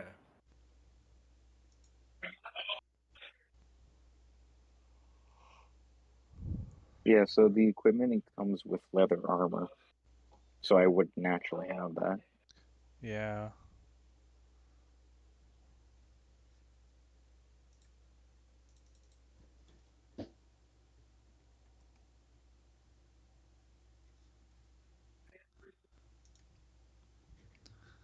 I thought there would be more So offensive. leather armor increases your base to 11, which would explain it. The weird part is the leather is not on your sheet. That's why I'm Mm. confused. I'm like, it shows you've got leather armor, but it's nowhere on here because I know how the thing calculates the armor. Yeah, because it's 11 plus my dex modifier. Yeah. I mean, Uh, your armor is correct. It's just not on your equipment list, which is strange.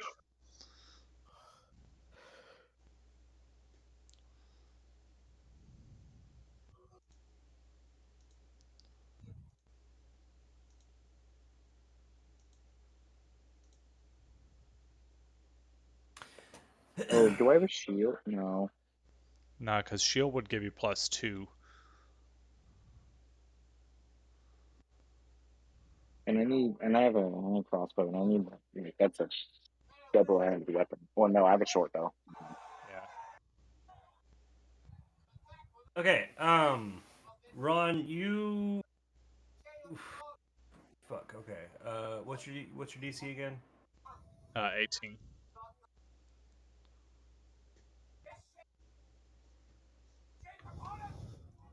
Okay. So Felicity pulls out a blowgun and shoots at you. I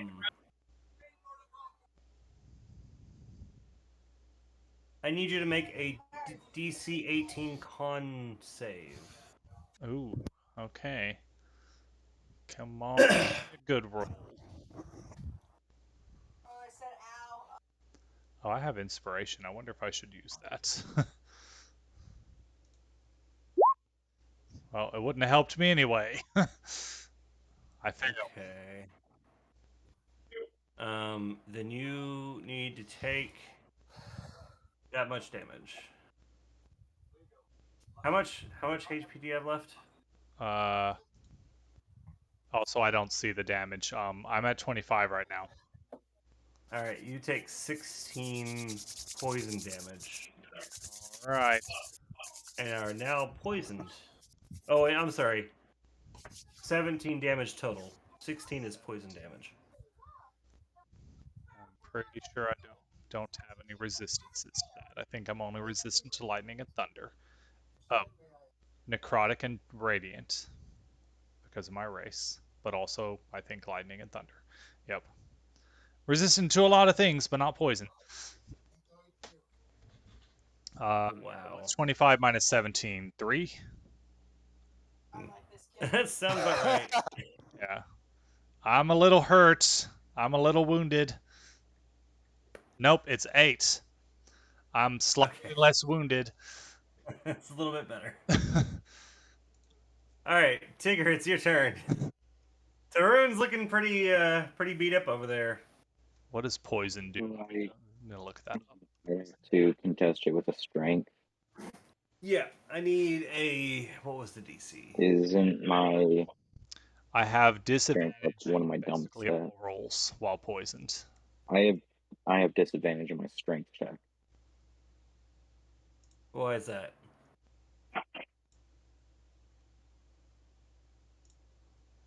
Why do you have What's disadvantage my on strength? strength? Because I'm grappled.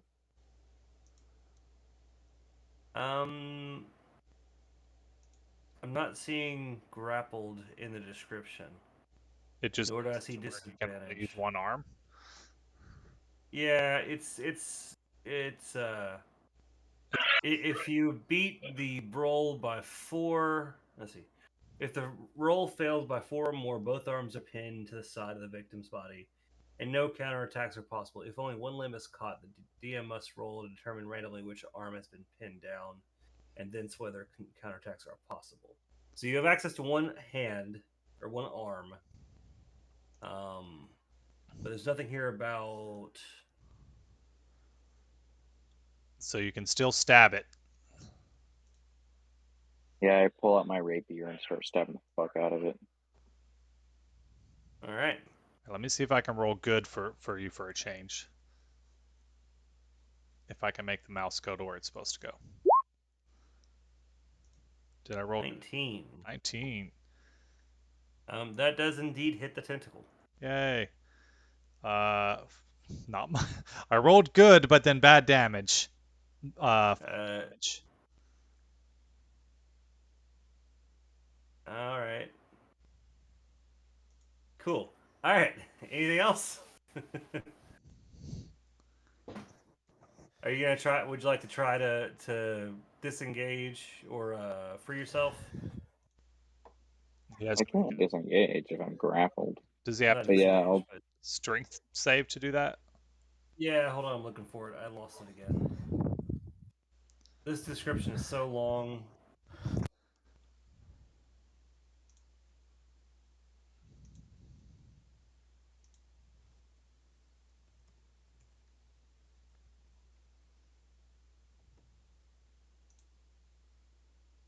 Yeah, successful strength check to break free. All right, all right. Come on, roll good.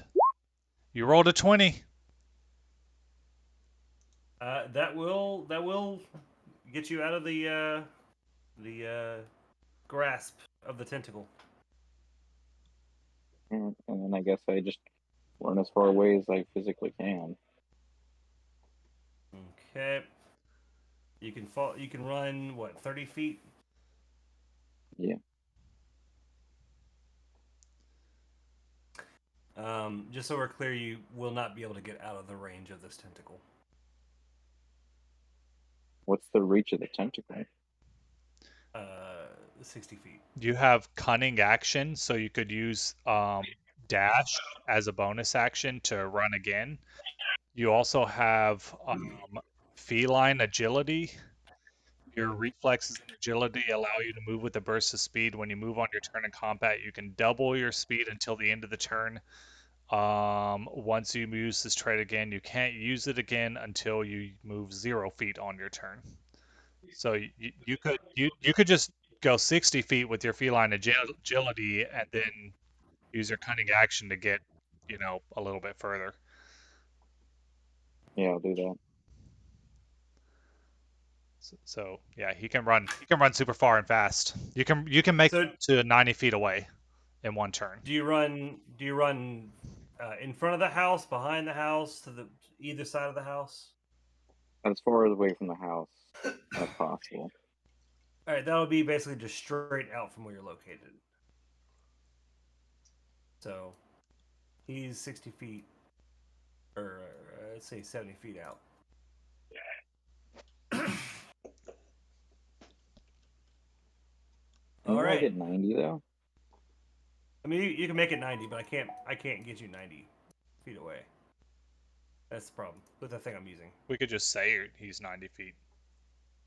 Okay, he's 90 feet away. All right, Dr. Valerie, you're up. All right, so what? Give me 1 second. Thank you. All right, so looking down, looking, I guess, or up, I guess, since I'm upside down. And I see that I've lost 3 feet in my sash. I'm That window is still slurping like it's at some noodles. Like it's trying to slurp up some noodles. so. Can I see its gums and teeth? Um, you can see his teeth and yeah, maybe probably the upper portion of gums. From the window or from your location, you can probably see the upper portion, not the lower portion of the gums. All right.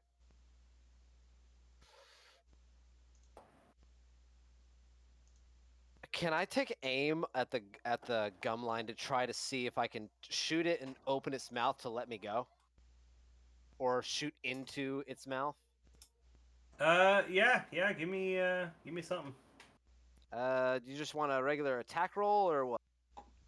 Whatever you want to give me. Let's the better the more adventurous Shit! better. All right, so you take aim.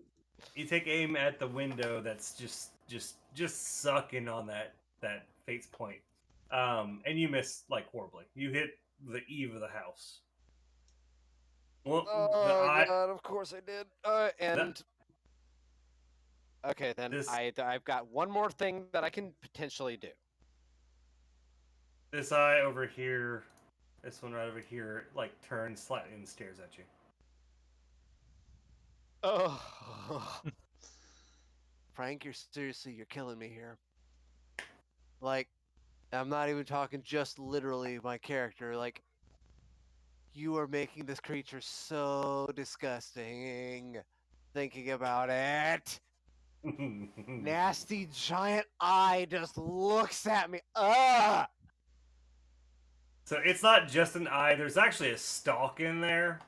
So like it could extend the eye. Shut up! It could extend the eye out about I'm gonna 5 kill to you, 8 Frank. feet I'm gonna from the kill you in house. real life. Kind of like a Uh, snail. Oh my god.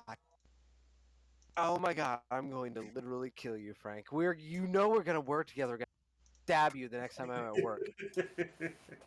So here's what I do. Because I'm in the mouth, take a thought. Can I grab the sash and activate it as the weapon and turn the end that's being munched on into a dagger? I mean, you could definitely try. That's what I want to do. And what it's chewing on, I want to turn it into a sharp ass knife. All right, give me something. You know what? He's technically doing this without me doing the work. I can do that. Um, yeah, that's not gonna do it. Damn it. I got nothing then. I'm done. I'm out. All right, Jason, you're up. Oh, Peace. um, so Jason is going to swing around you, Torin, Okay.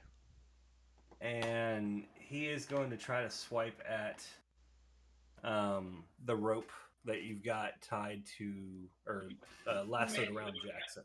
Okay.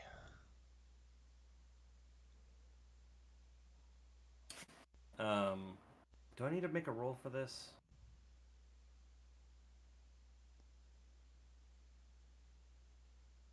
I'm gonna make a roll for it. So he's gonna try to juke around you. So give me. We're gonna try to do a contested dex check. Okay. Yeah, I was gonna say, can I make a dex to try and stop him? I rolled good. Um. Uh. Is this a if it meets a beats type scenario? Because they got a 17 too. Probably. Yeah. Okay. Actually, with what's the dex mod on a black bear? She said, Is it black bear? if you wanted your son, I would have given him to you. You just attacked me out of nowhere. Black I bear. think. I don't remember. That was over a week ago. No, it was a brown bear. It was a brown bear.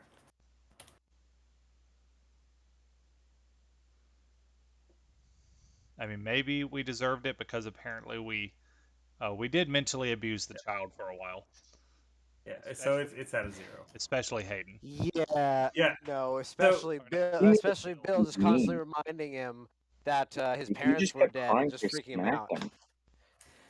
No, so You don't want it. you kept smacking him every time he cried. I would just remember that his parents were dead and make him cry constantly. Yeah, so you should be J- smart enough to learn that if you don't want to cry, you don't get hit, or if you don't want to get hit, you don't cry.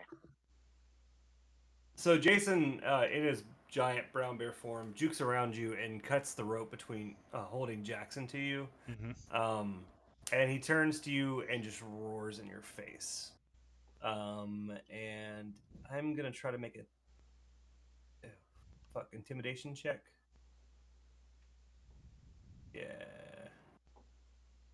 Would you let me get down to it? Fuck. You know the problem with intimidation checks? There's no rule on how to resist them. I mean, if we want to do like a contested check, Because I I'm was okay thinking with I that. would roar back and do my own intimidation back. So yeah, I mean, yeah, I'll accept it because it's plausible because that's something Torum would do. He roars at me, I roar at him. All right, give me an intimidation check. Oof. Wait, was it a good or a bad one? he he beat you by 1. He had a 16. Grr. He's just like I mean, I've already got uh, disadvantage, so from being poisoned. um. All right, now it's tentacle number 2. Which one was number 2? This is number 1. This is number 2. Yeah. So tentacle number 2 is since the furry creature has jumped out of its grass and skittered away, it's gonna attempt to grab onto another one. I think it's gonna go for the the tasty morsel hanging from the side of it. Um, Makes sense.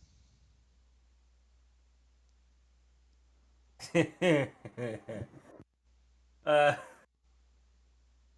so it can't exactly see the tasty morsel. It just knows it's there. So it's just slapping at the side of the house trying to grab onto Dr. Valerie. No, I'm playing a game right now. D&D. Yeah. So Dr. Valerie, you're good. There's like a tentacle that's just like slapping the wall like up above you and to the side of you, but just can't seem to get a hold of you. Oh my God, Frank, stop! All right, Turin, it's your Doing turn. this shit on purpose. Man, we don't have any healing potion, or I don't have any healing potions. Yeah, it's something y'all should have thought about before y'all left the town. No, I mean, we were just bringing a kid home. Who would have thought? I have a potion of Misty Step. Actually, that might be helpful. What does Misty Step do? Let me see. Have you ever wanted It's a it's like Nightcrawler around? That's what you do. Because that might actually be helpful for me to get out of this situation. Uh, briefly, I can teleport up to 30 feet. Because originally I was just going to fly up and then attack. This would require me to use my action to drink the potion, but then they can't attack of opportunity me. I think that might be the safer. Because I'm almost dead. I need to get. Oh, how many rounds has it been? 2 rounds now? Yeah. Plus the original one from last turn. I've got 7 rounds of my flying ability left. Yeah, I'm gonna drink this potion, and then I'm gonna teleport 30 feet. So let me 5, 10, 15, 20, 25, 30. So I'll teleport over here. And then I'm gonna so I drink the potion, and I immediately disappear and reappear over here, and then I'm going to fly 30 feet into the air All right. because I can fly at the moment for 7 more turns. Okay, so you're 30 Vertical feet. or like I in a fly straight up. horizontal Yeah, way? I go. I guess I. No, I'll just go straight up vertically. Because the tentacle might still be able to reach you. That's true. Yeah, if you're Like I 30 realized that I feet, ran too far and I'm gonna have to move up because my short bow is out of range. so you're 30 feet out and 30 feet up. So yeah, the tentacle can still reach you. I mean, I could just teleport right here instead.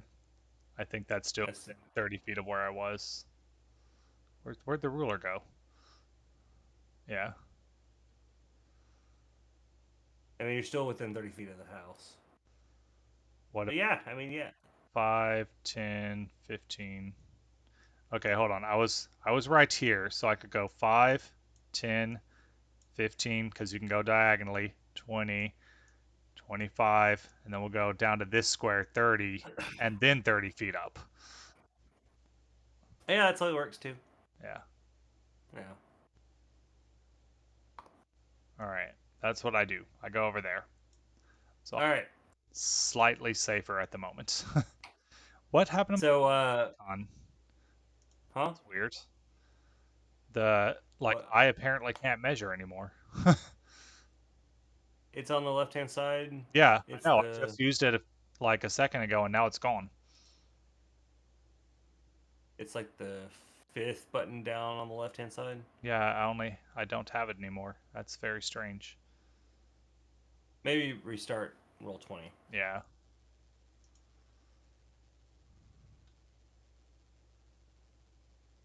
Okay. Oh wow, All right. I was missing a whole bunch of buttons.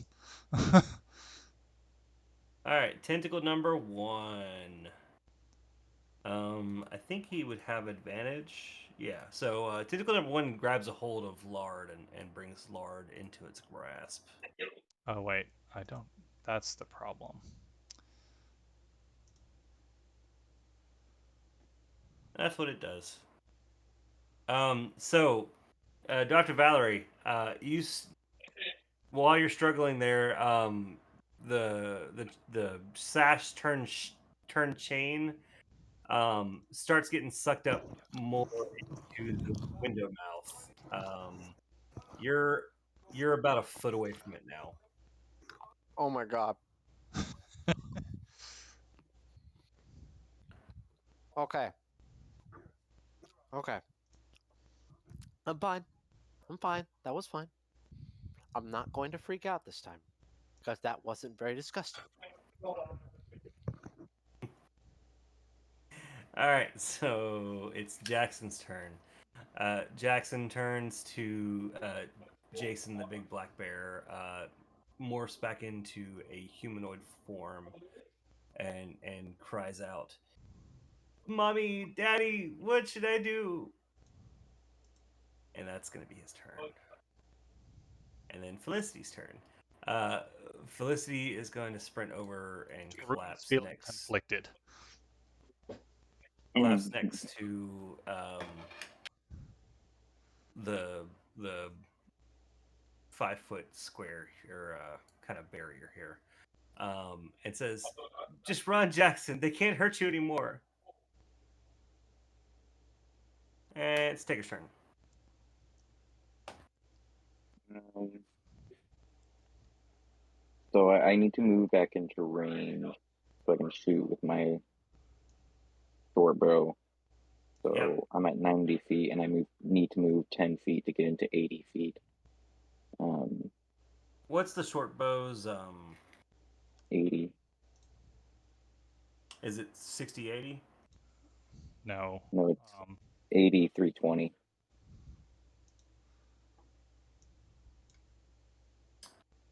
yeah, 8320.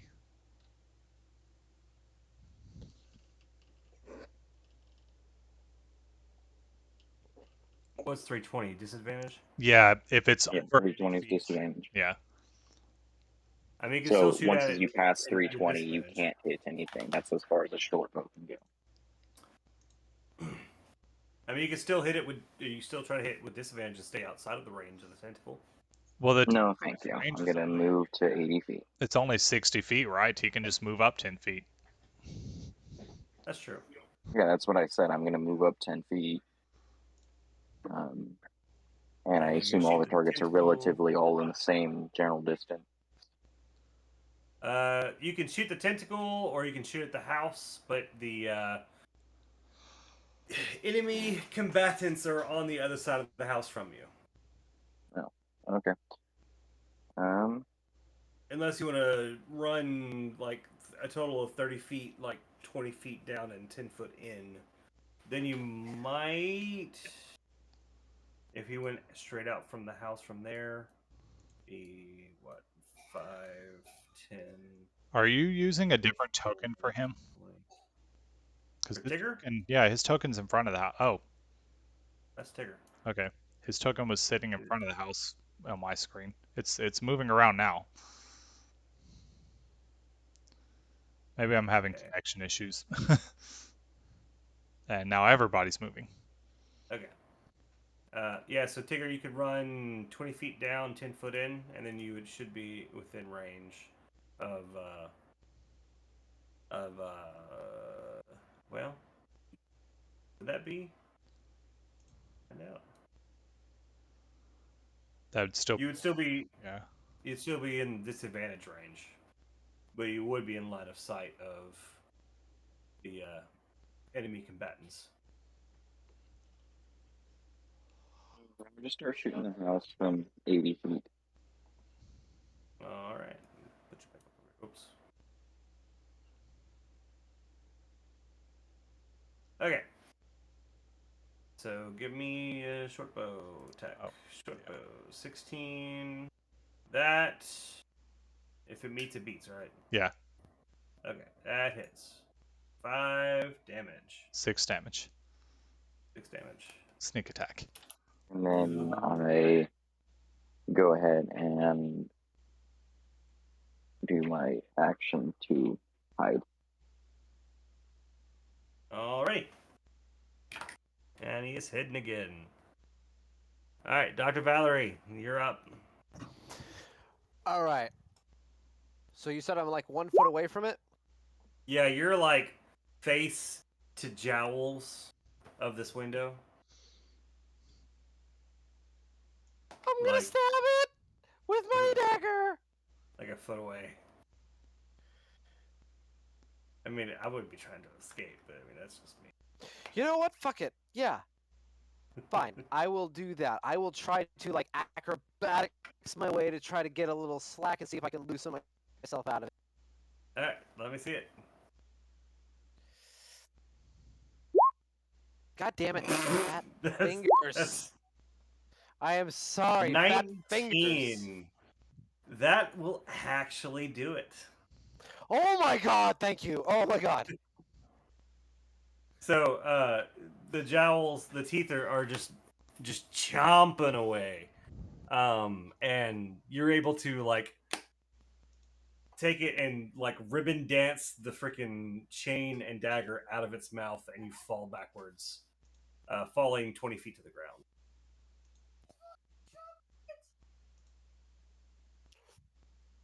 With a 19, Awesome. I say you like stick that landing too.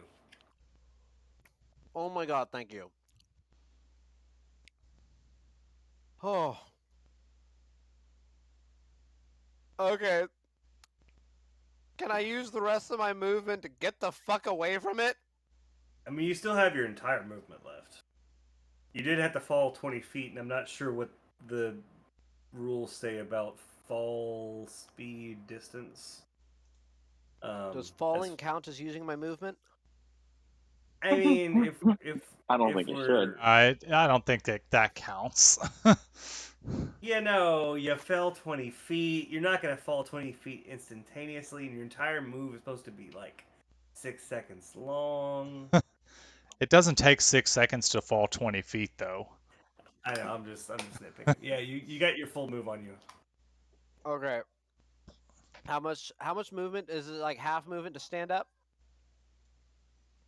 Yes. Yes. Okay, so half movement that drops me down to, let's say, 15 feet of movement I've got available. I am going to move my character. See if this works. God damn it. Come on.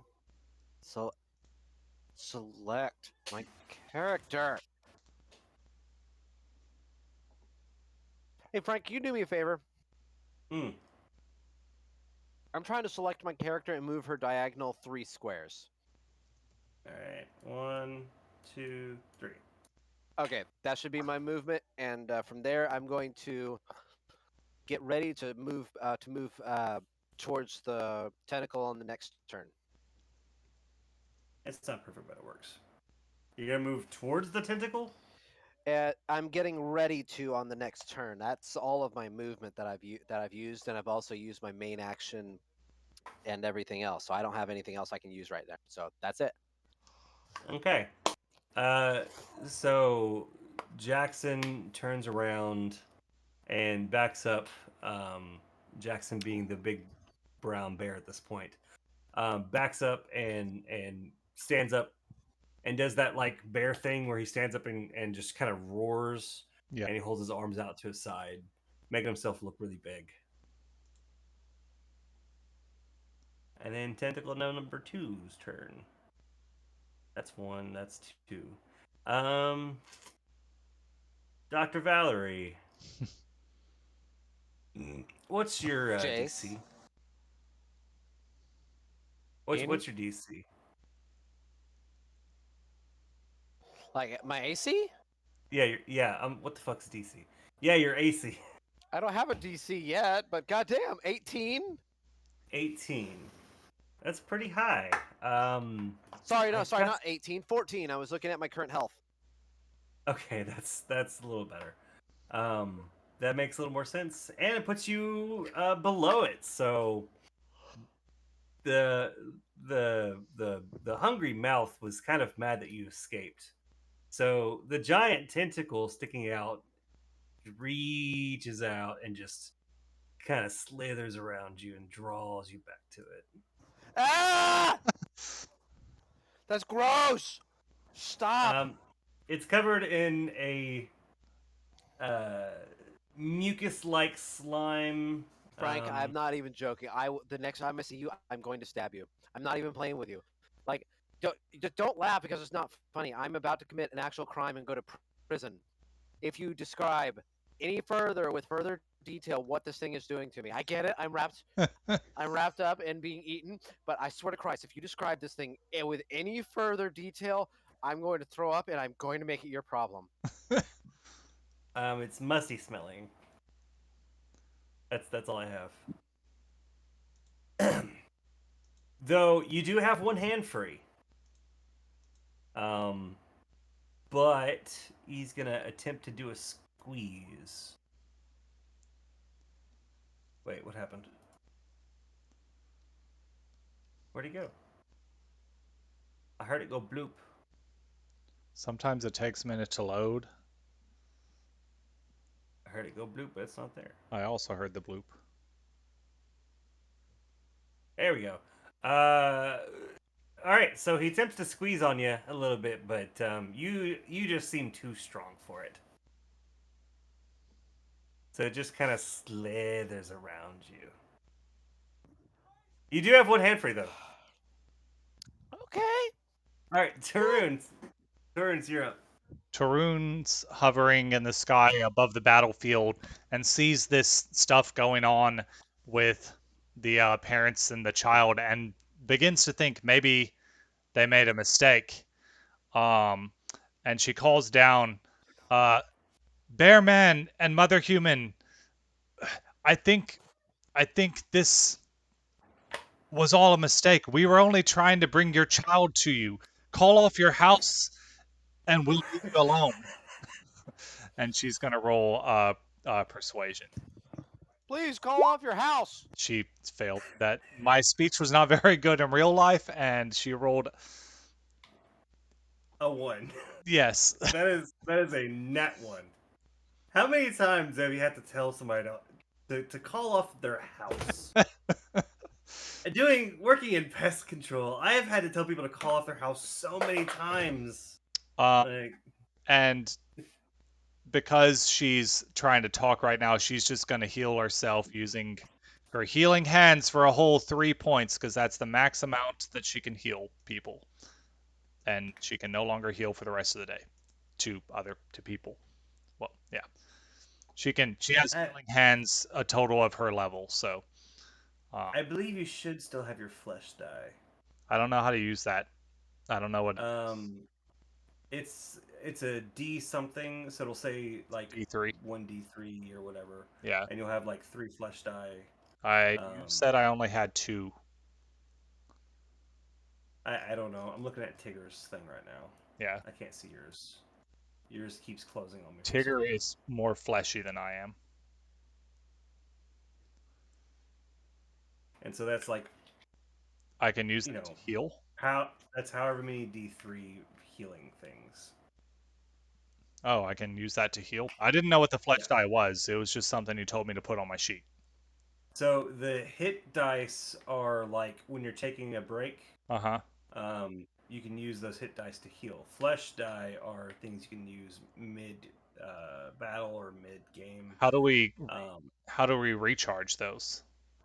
that is a good question, and I have it written down somewheres, and I can tell you later. Okay, so that means I can use this twice since I have two flesh. Mm-hmm. Okay, well then I'm gonna. Does it require an Uh, action?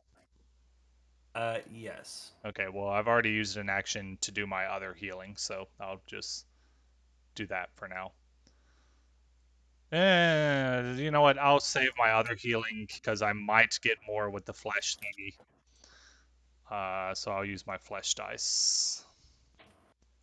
And can I use both of them at once, or do I have to use it one at a time? Hold on, I'm trying to find the damn. Okay.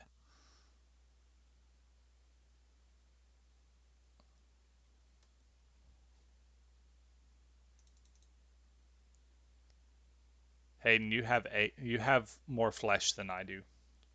What does that even mean?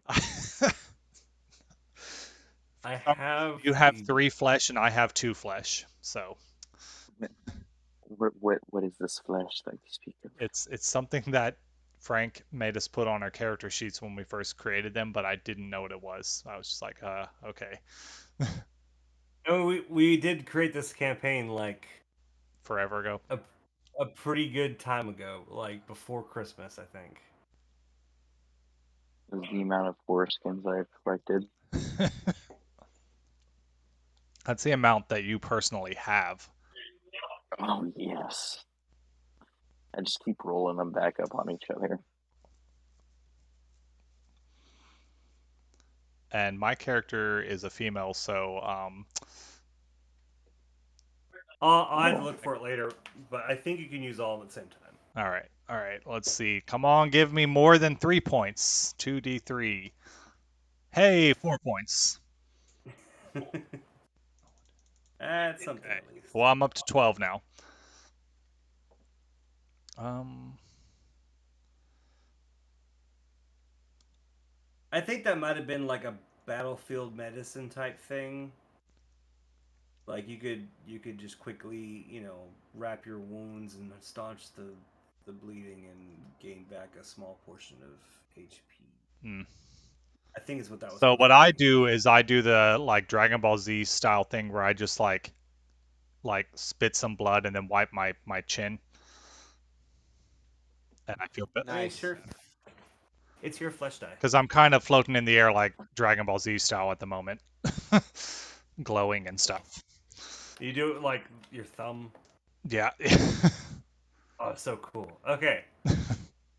All right. Next up is tentacle number 1. Hair is It is. probably standing up and it's already blonde, because it is electrified at the moment, and it was already blonde. So I've gone Super Saiyan with 12 hit points. So I would like to throw lard at Torun. Okay. Um, it's got rules here about it, but I am too lazy to read all the rules. When I do stuff like that, Um, I just generally say if you roll high, it works. well, I rolled a nat 20, I, that sounds like it works. But how would we do damage? Like, Uh, okay. Hold on. provides Okay, weapon. I've got it here. See. This says 1d6 per 100 pounds of thrown object. Okay, and Lard is a heavy boy, if I remember right. Hit me like 500 pounds. I don't know. You can open his character sheet. Oh, I'm trying to pull it up right now.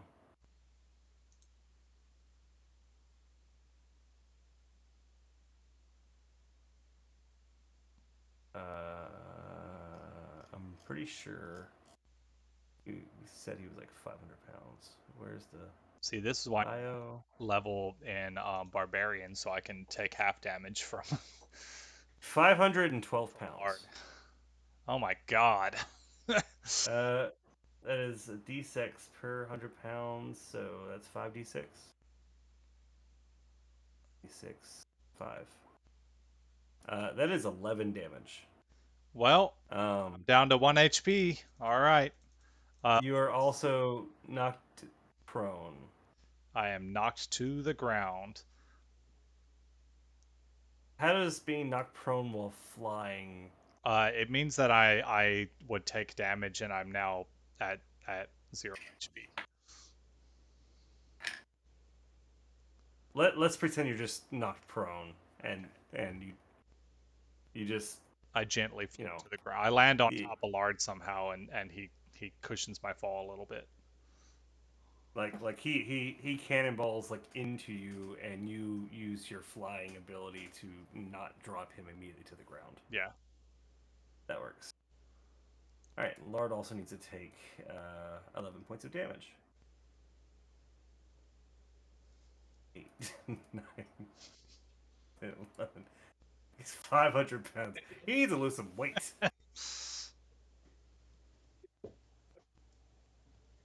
All right, next up is a mouth.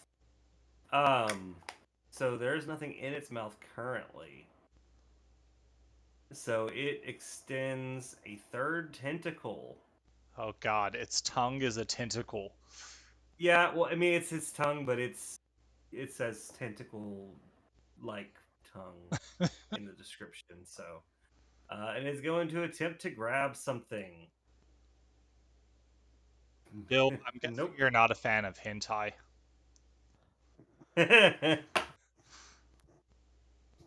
Well, I appreciate it because it's art. At the same time, it's like there are certain situations that you'd that rather. bother me greatly. All right. So this 30-foot long tongue comes out of the front door, and just starts licking over like the ground and the plants and the wood that Jason was chopping earlier. It's just looking for something to grab onto, but it just can't find nothing. All right, next up is Jackson. He cries to his parents. He's like, "I'm sorry, I didn't know bringing them here would cause this. I'm so sorry." And he is going to start running away to the. All right, let's ignore him. All right, next up is Felicity. Um, here's the problem. These characters have extremely high stats, and so does the house. I've dumbed them down to a point where I thought they'd be pretty easy to kill off, and y'all aren't there yet. So And I felt like I've dealt a lot of damage, but you know, you have dealt a lot of damage. Jason's he's looking pretty bad. He's pretty close. Felicity is still full health, and the house is, if I'm gonna, let's just say it's still doing pretty good. Still doing like really fucking well. All right. Oh, So Felicity, how long was I poisoned for? Did I need to make another roll? um, it did not say. It just said you take 3d8 poison damage. And then I'm poisoned. Yeah. Yeah, poisoned, all it does is make me have disadvantage. But I'm wondering how I get rid of that. Um. technically, technically, it says on all ability checks, so I technically had disadvantage on that persuasion check.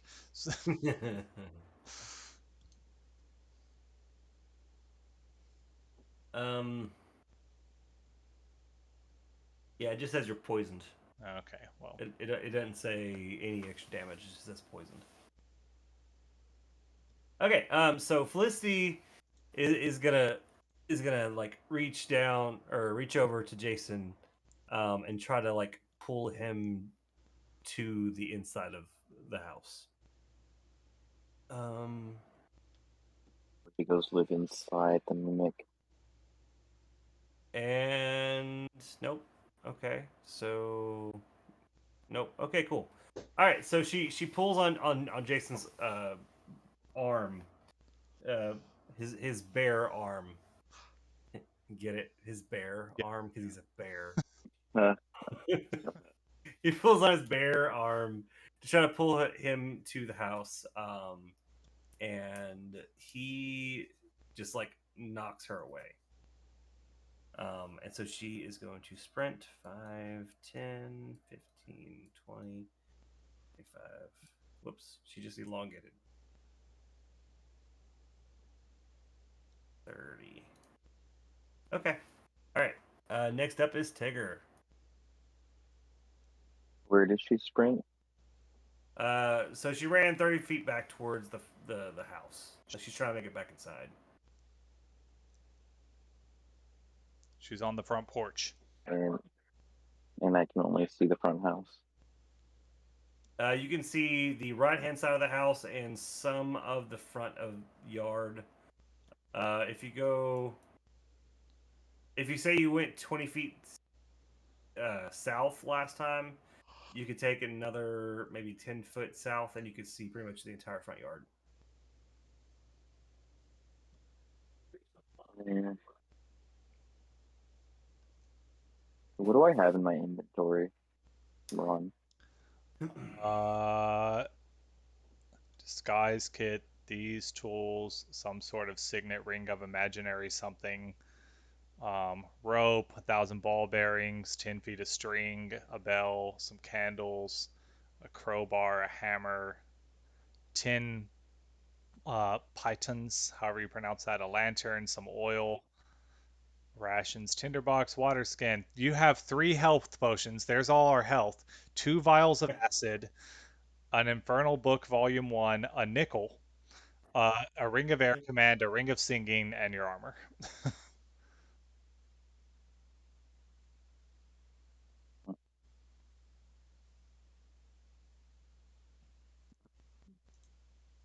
So Tigger's over here So is it possible? hoarding all the health potions. Sorry, guys, I didn't know. Um, What's funny is he didn't write down what the ring of singing was. It's whatever those weird rings you gave us. I don't have it saved anymore. I think I have it I del- somewhere on. I think I, delete, I, them. I deleted them as I gave them to you guys. Ah, pretty sure I wrote those down somewhere. Luckily, I think you can. Yeah, you can go back through and look at the whole chat history. Is that just for today? I don't think you can look at is there a way? the old history. I thought Is you there a way I could. can like light one of my arrows on fire and shoot it at the mimic? What if you shot some acid at it? You've got 2 vials of acid. I think mimics have immunity, or Mm. at least like something about acid. Would my character know that? Probably not, but Hayden likes fire anyways. You've got a tinderbox and oil. do.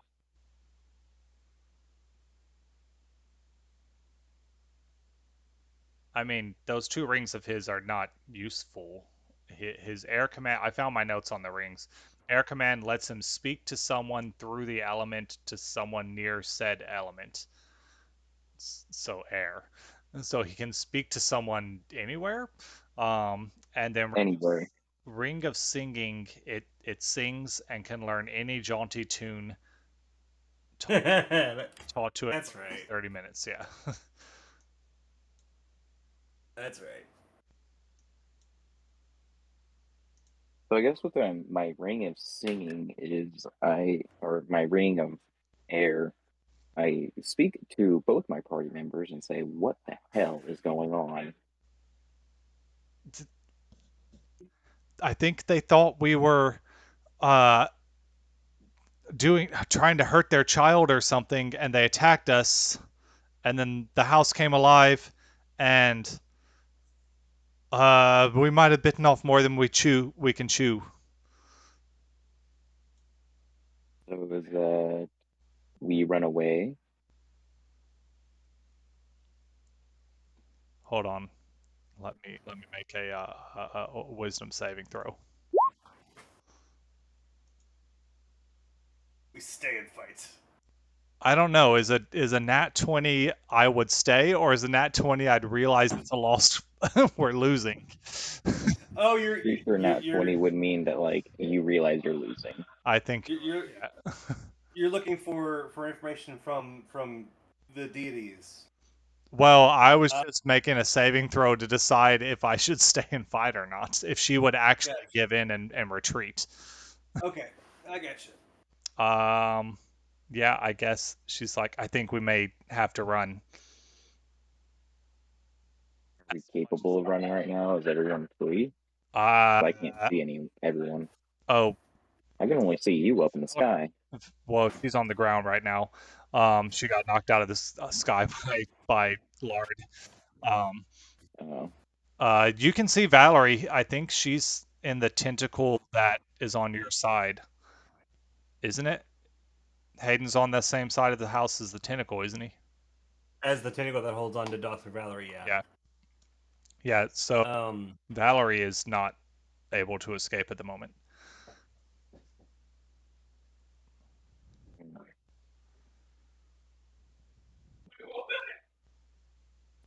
so what's the game plan? Hmm. Dr. Valerie, you want to step in with this one? Uh, honestly, I'm kind of focused mostly on the tentacle. To be perfectly honest, I'd recommend shooting at the tentacle. I don't know, shooting at an eye. The other three seem to be distracted with getting the kid away. We can try to focus on the tentacle, get you out of there, and get out of here. I'm so down for that. It's Tigger's turn. Yeah, so I guess I start shooting at the tentacle that has him grappled, or her grappled. Are you playing a boy or girl, Bill? Uh, Valor's a lady. Okay, I shoot the tentacle that's grappling my female companion. One of my female companions. Jesus, everyone's playing a girl. Hey, you rolled good at 22. Um, Is there a way I could light that on fire? Going back to my earlier question. does he light it on fire, Frank? You tell me, Mr. Forever DM, that knows all the rules. Well, by the rules, it would require him to take an action to do that first. No. Yeah. So without being on fire, oh my God, good damage for once. Uh, 10 regular damage and 4 sneak attack. That is actually enough to cause it to involuntarily spasm and drop Dr. Valerie. Sweet. Dr. Valerie, you fall 25 feet out of the air. Ooh. And you do take a little bit of fall damage. Okay. that'll be 1 point of fall damage. You said how much? 1 point. One.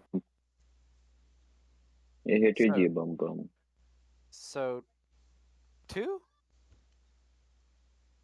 No, just 1 point of fall damage. Oh, 1 point of fall damage.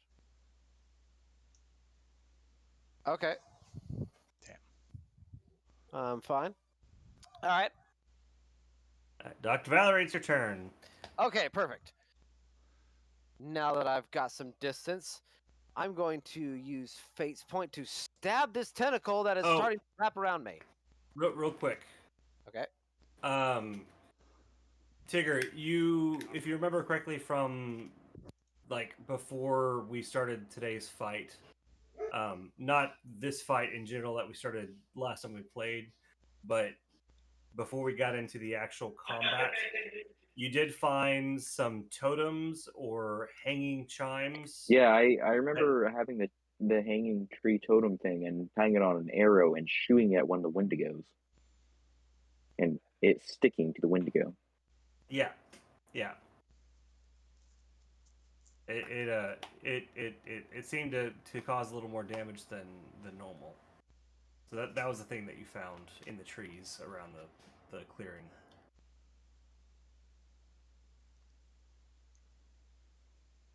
Am I around them more totems? I mean, I think you're on the ground right now. You're just running through the open field / tree area. Mm-hmm. But am I around the totems? Do I see any of the totems? Yeah, probably at least one. They seem to be in every single tree that's around this clearing.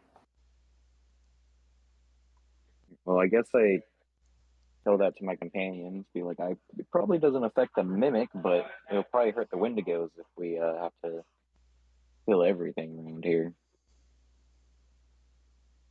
Now there's these things up in the tree, and I describe what they look like.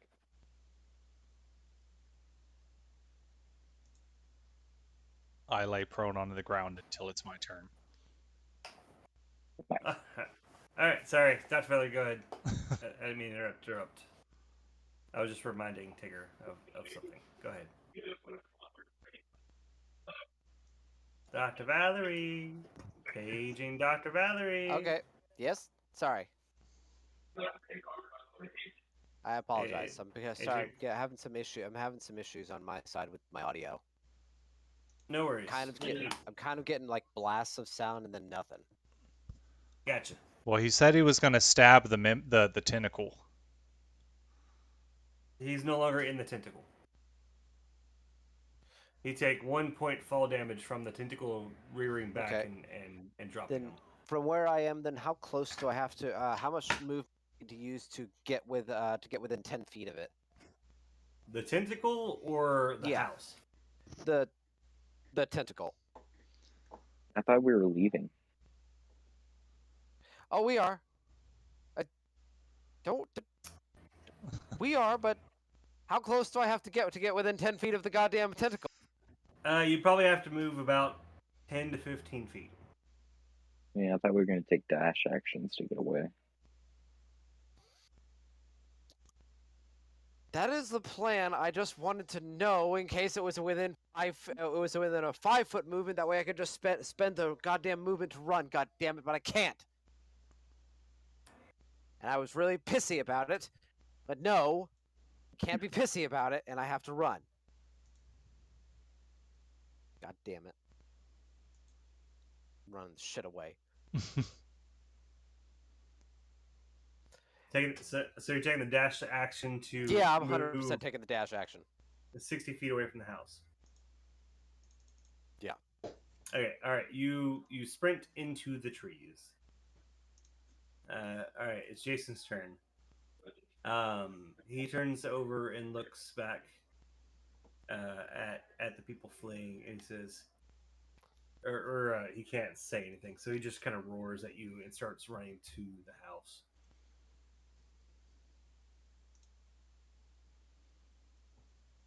Okay. Tentacle number 2.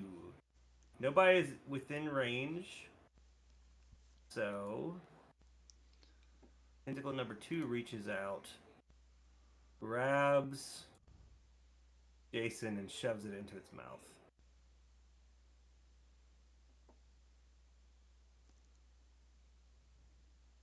Hopefully that All right. that was in a good, well, I guess we don't care what happens to them, but All right, Torun's your turn.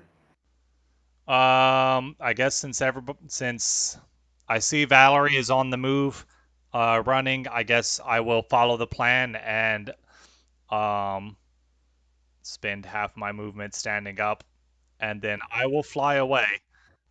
Spend the other 15 movement, and then do a second move to get another 30 feet. So what's that? 45 feet away, in a diagonal upwards. Okay. So I'm also You've got what? 5 turns left to hover? now 5, yes. Okay. Tentacle number 1 is going to reach out and grab a hold. I like how y'all just left Lard. I can just summon him. That's true. We did say that's the thing. Reaches out, grabs Felicity, and shoves it in its mouth. You know what? In fact, I summon him and drop him however many feet in the air I am, just because it's funny. I'm going at an angle, so it's not, I'm not like 45 feet up. I don't know, whatever. I'm not doing the math. Well, he only has 14 hit points left. Okay, then I don't do that. Okay. Okay, I only go 10 feet off the ground, because also if my thing ends, I don't want it to fall. And I drop him 10 feet for the fun of it. All right. So the house withdraws its tongue back into its mouth. Jackson has disappeared into the trees. Felicity is inside the mouth and you can't see what's going on. And Tigger, it's your turn. You continue to flee? Did we hear Felicity's name out loud? No. Okay, then I can't say hey. Tigger, do you continue to flee? Do I see one of the things nearby, the Wendigo? No. You Symbol? ran roughly 90 feet out, and the Wendigos or Skinwalkers are either inside the mimic or has sprinted away into the trees on the opposite side of the clearing from you guys. While I run at a triangle direction to intersect with everyone else, so running in the same general direction. Well, you are currently relatively close to Dr. Valerie. She's behind you, running in the same direction you are in, and Torun is flying off towards the town So I of have to go Honeywood. back. I would have to go back to the house to find the symbols. They were scattered around the clearing.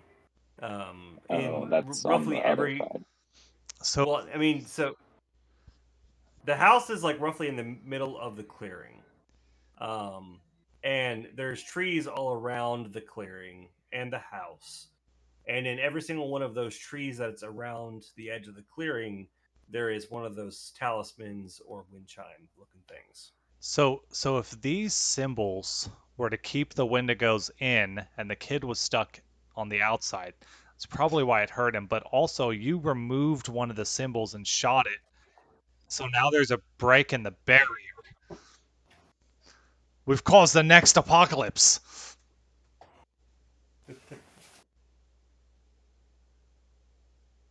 All right, so Tigger, what do? You just continue to sprint towards town, or just away from this situation? I sprint towards the town. I take a dash action. All right, Dr. Valerie, what do? I'm sprinting. I'm running. All right, taking the dash I'm- action. I'm taking full dash action. I'm trying to follow everyone else because I was like right with the thing, and now I'm just kind of running because I'm like, fuck it, I can't fight a whole goddamn house. All right, Tarun, what do you do? I mean, yeah, the plan is to retreat. Okay, So so you're still yeah, 10, I'm 10 feet up, going at a diagonal upwards towards the town. I'm gonna go 9 feet in the sky so that I can at the end of each turn summon Lard and not drop him 10 feet so he takes no damage when I drop him only 9 feet. Okay. All right, so everybody give me a perception check.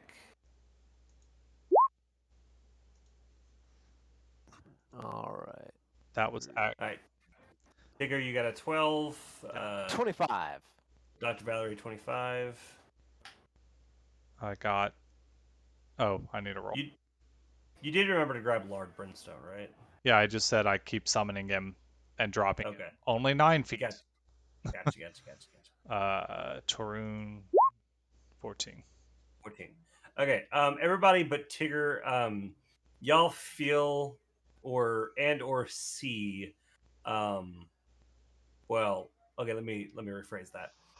Dr. Valerie, you can feel a vibration, a pretty heavy vibration in the soil under your feet. What you would think would be concurrent with the feeling of a, average size 2-story cottage turned mimic creature lifting itself up out of the soil using 2 more tentacles. Oh. Facing us. Tor- Tarun, Jesus Christ. Tarun, you actually see the 2-story, well, 1.5-story cottage begin to rise from the clearing on 2 more tentacles that sprouted out of its other side. Is it just rising or is it coming this way? At the moment, you just see it rising. Okay. Are they near me? Are we near each? You also see 2 eyeballs on stalks sticking out of the front windows, just kind of swiveling around. Is the rest of the group near me? Y'all are all kind of going in the same direction. I say the house is walking now or standing now and like point as I'm flying backwards. I don't know if this is an ant bite or what that is that hurts. All right. Maybe we should burn down the forest. Tigger, I like Tigger, that idea. Shut up, Frank. Do you continue to flee? Tigger? I imagine, yeah. Okay. Dr. Valerie, continue to flee. Actually, I just went through my stuff because I was stopped and thought, wait a second. I'm a rogue. I can dash on my bonus action, and I'm going to spend my attack to aim at its eye and shoot an arrow into its eye. You are currently like 100. Well, let's see. 60, 120. Roughly about 120 to 150 feet away at this point. So Oh, it'd probably goddamn. it'd probably be disadvantaged. If you're using the dash action. You know what? No, it's... Yeah, then you know what? I won't use the dash action to move. Or... What if I use my dash action to move after I made the attack? Would I still be that close? Well, Or that far? That was cold. you've done 2 turns of running, so you'd currently be 120 feet away. Oh, yeah, you're right. Okay, you know what? I'll take that attack at disadvantage. All right, roll it. 6! That is a Natural nat 1. So you take aim and you fire. The arrow just kind of like flops out the end of your bow. The string snaps back and hits you in the arm. That's it. Ow! Clearly, you were not ready for this. Do you Shut run? up, Continue. Frank. I told you I spend my bonus action to dash! All right, so you continue run. All right.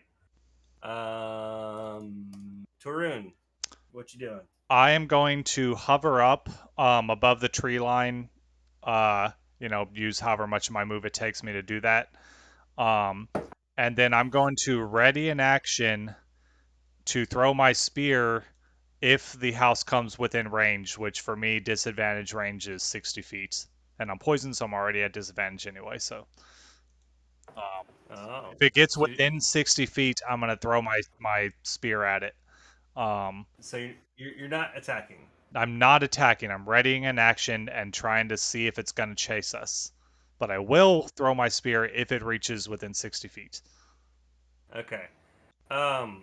So just so we're clear, um, if everybody's looking except Hayden is looking at the map we're on currently, Mm-hmm. the road that goes north to south is back this direction. Mm-hmm. Dr. Valerie and Tigger ran off this way before cutting back and going back this direction, right? Yeah. And Karoom, same thing. You went this way, right?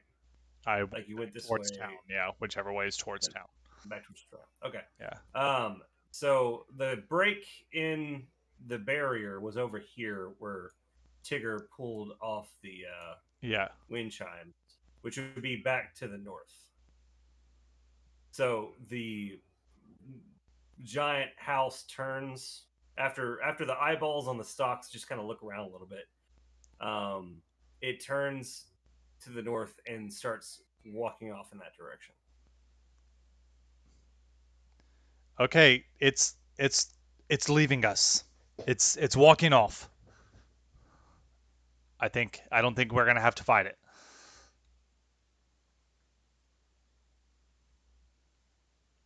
Well, I think we should still get back to town and tell them that we might have boosted up because there's a skinwalker house walking around now. Yeah, we should probably do that. I should probably also get on the ground because I only have 3 turns left to flying. That's probably a good idea. Yeah, I hover back down. If combat's over, then I hover back down. Yeah, that's about the extent of what I had planned for this. Yeah, I hover back down. Hold on. Lightning stops crackling around me. My feet touch the ground. I've only got 12 HP left. No, 1 HP left. That's right. I've only got 1 HP. I'm not feeling great. Okay, Oh, so that's the encounter.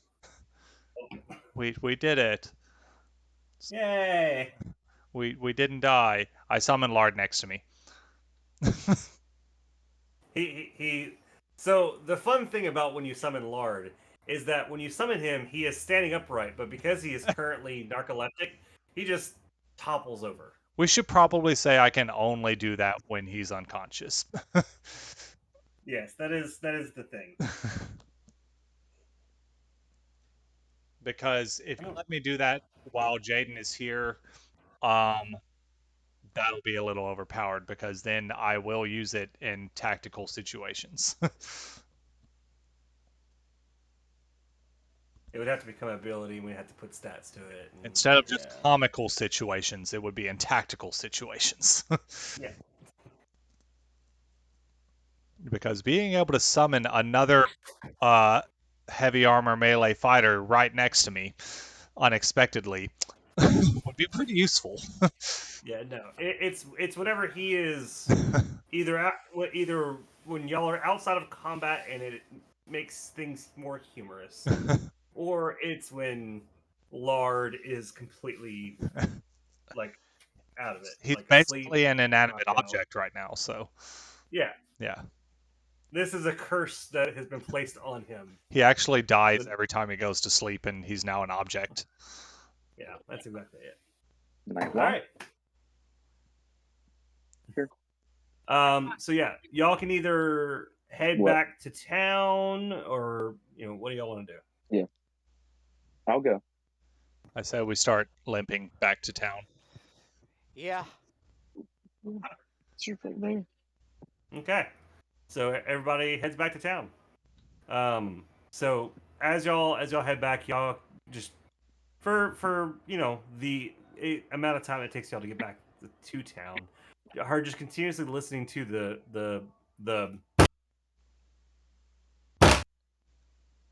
of the house walking away. It But it's, fades the further and further away it I was gets. going to say it's getting quieter, right? Because Yeah, no, it's getting quieter. It's walking further and further away. that's something. Y'all finally y'all do make it back to town, and everything seems to be normal. There's still people in the square hawking their wares. Um, Nothing seems to be really out of the ordinary. Is there anyone selling like? Is there anyone selling like ale on the side of the road or anything? No, but the original bar y'all went to is pretty close to the front gate. Then I'm going to tap Tarun on the shoulder, and the same with Tigger. I'm gonna be like, I need a drink. I'm going over there. I follow.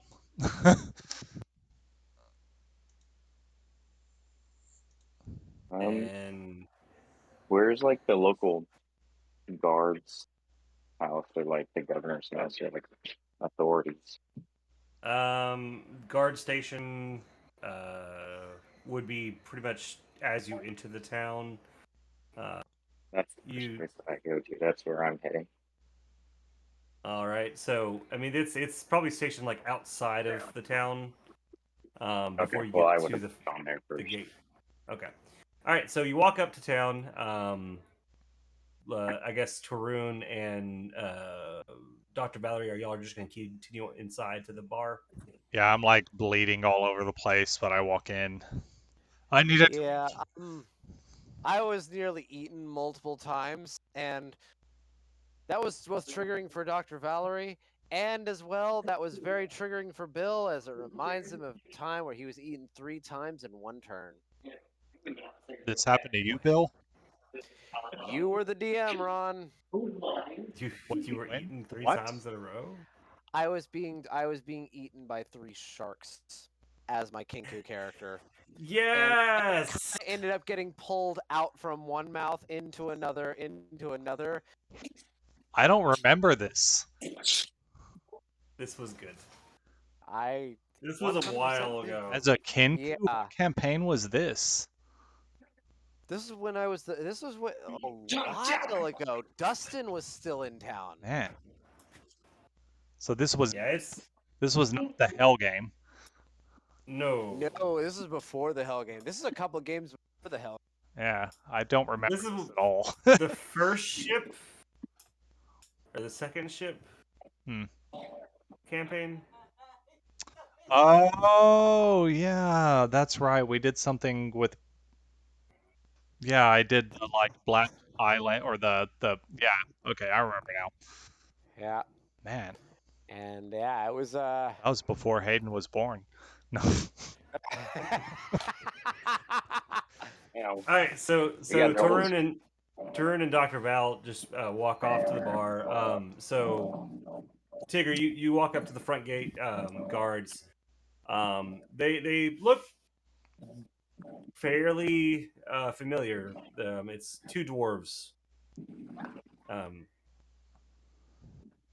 and they're just kind of standing there. You walk up to them, they just kind of look at you and just continue to look around and just be guardly. yeah. And I say, Like, do you "Well, put yourself like directly in front of them, or are you just kind of like off to the yeah, side, slightly in front of them? I'm talking to our folks again.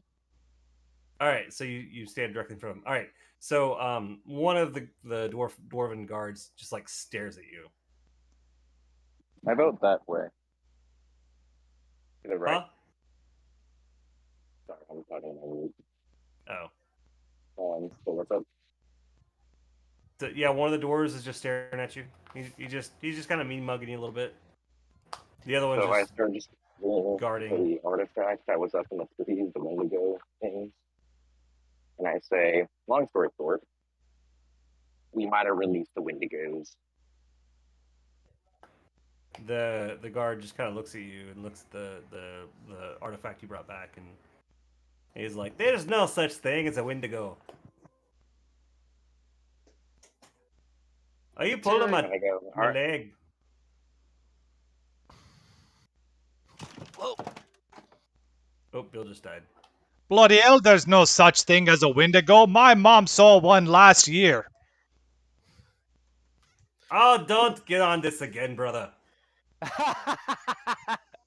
Our mom's been dead for 5 years now. But she saw one last year. I told you spoke to her when we was drinking after the bar. are we are all of us there, or is only Tigger only by these people? Tigger's the only one. Fuck. You guys decided y'all wanted to go to the bar. Yeah, that's true. I thought that maybe these people were inside the bar. Shit.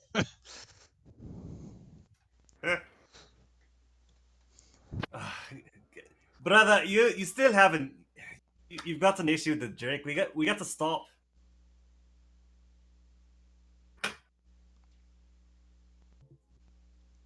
And they just continue to bicker in front of you, Tigger. Oh my Can't god. say you two are being completely unprofessional. May I step inside and go talk to your? We never stopped you. You're the one that came All up to right, I us. inside. Oh my god, Hayden, did you just ask to speak to Two Dwarves manager? Yes, I am turning into a clone. Oh my god, we need to change your character's name to Karen. So you you go inside the town then?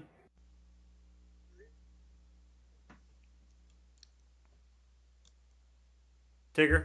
I'm like, where is he? Where were they? No, where is the captain? I walk inside. I mean, you had to, I guess you had to look for them. Like these All right. were two guards standing in front of the gate. Yeah, so I walk inside the guard complex. Is it a house complex? What is it? Like, you know, No, I don't know what I'm standing it's in the front gate. It's the gate into the city.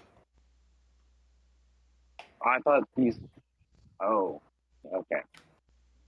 No, well, I would they're have gate tried to go guards. straight to the the guard house itself, not the two random guards. Oh, like the barracks. Yes. Okay, all right. You have to like go inside and go around the corner and go down a little ways.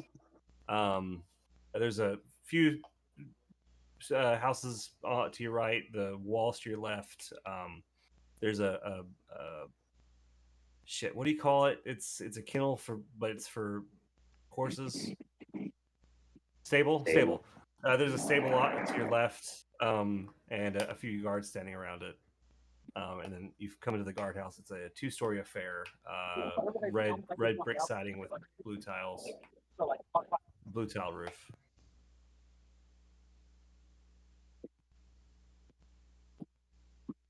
All right, I go straight to.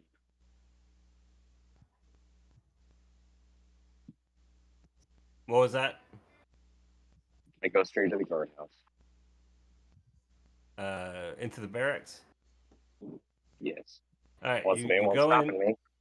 me. You go into the barracks. Mm-hmm. And Do you want to know what you see, or are you just gonna? no, I just love walking in blind to play it.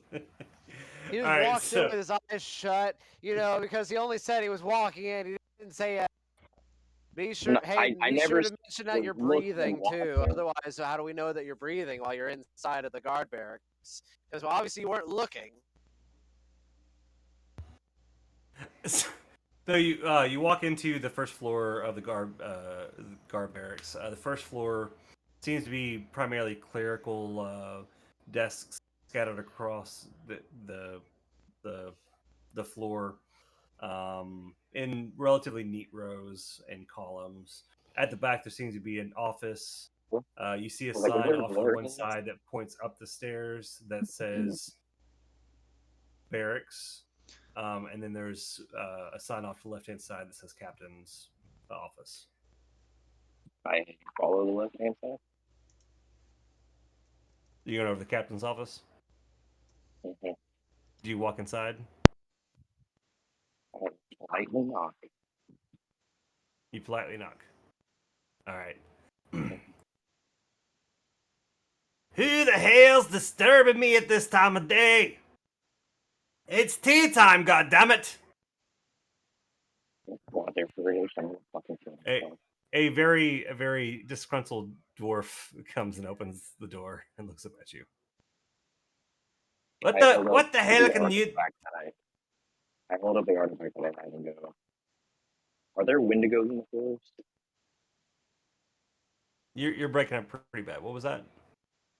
I hold up the artifact and I say, "Are there Wendigos in the forest?" Wendigos. I I don't know about Also, any Wendigos. like Mimic House. Oh, you met Felicity Good and lord. their husband. Yeah, well, the kids came up to us, wanted us to take them home, and they attacked us, and so we started shooting them. And now they're walking away in their giant mimic house. So yeah, I'm sorry. we I'm sorry. Back that up one a bit. I, you deliberately walked out and attacked Felicity and Jason. no, we went to go deliver the sun, and then one thing led to another. It got really aggressive. They attacked, and we attacked back. That are some of the nicest people we have in town. Why are Like there what bones did you underneath their do? house then? Well, I don't know anything about bones. When I take I a picture from the bones that I have, it was from, you know, the age, gender, ethnicity of the bones. I mean that does seem to match up with what we know, what I remember of Felicity and Jason. I'll have a couple men go out and take a look at the site. I would say a lot more than a couple of men. They seem pretty ticked off the gigantic mimic house. Give me a persuasion check or something like that. Oh wait, you can't. Hold on. Ron, what's my highest charisma check? I think Ron went to the restroom or something. Tigger. He said highest charisma stat. Yep. Persuasion is at a 6. Performance is at a 6. Intimidation is at a 6. That's it. Persuasion. Deception's at a 6. Persuasion. Mhm. All right. Roll on persuasion. That is a 24, sir. Good, good. So he Uh, thinks I'm telling the truth. uh, all right. I'll send out a small troop. Go. Just don't leave town. We'll get to the bottom of this. My companions are at the bar. If you need us, I'll be joining them. And then on that, I go back from like acting like a human straight into a cat, and I just zip and zoom out of there. You scratch him in the face first, and then you do it. Like, You jump onto his I'm gonna, desk, plant a huge ass hairball, and then yeah, there's people up on that balcony, bro.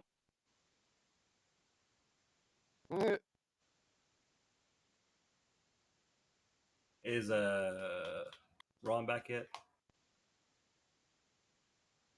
I don't think so. Ron. Oh my god. Run. Okay, so Tigger, you go back to the Happy Drunk Tavern with where Torun and Bill had already made it shortly ago, and the Yeah. interaction went something like this. I'm guessing Torun, since she's not back, she's gonna be silent for the next part. But Dr. Valerie, you step inside, and there's it seems like everything's as normal as it can be.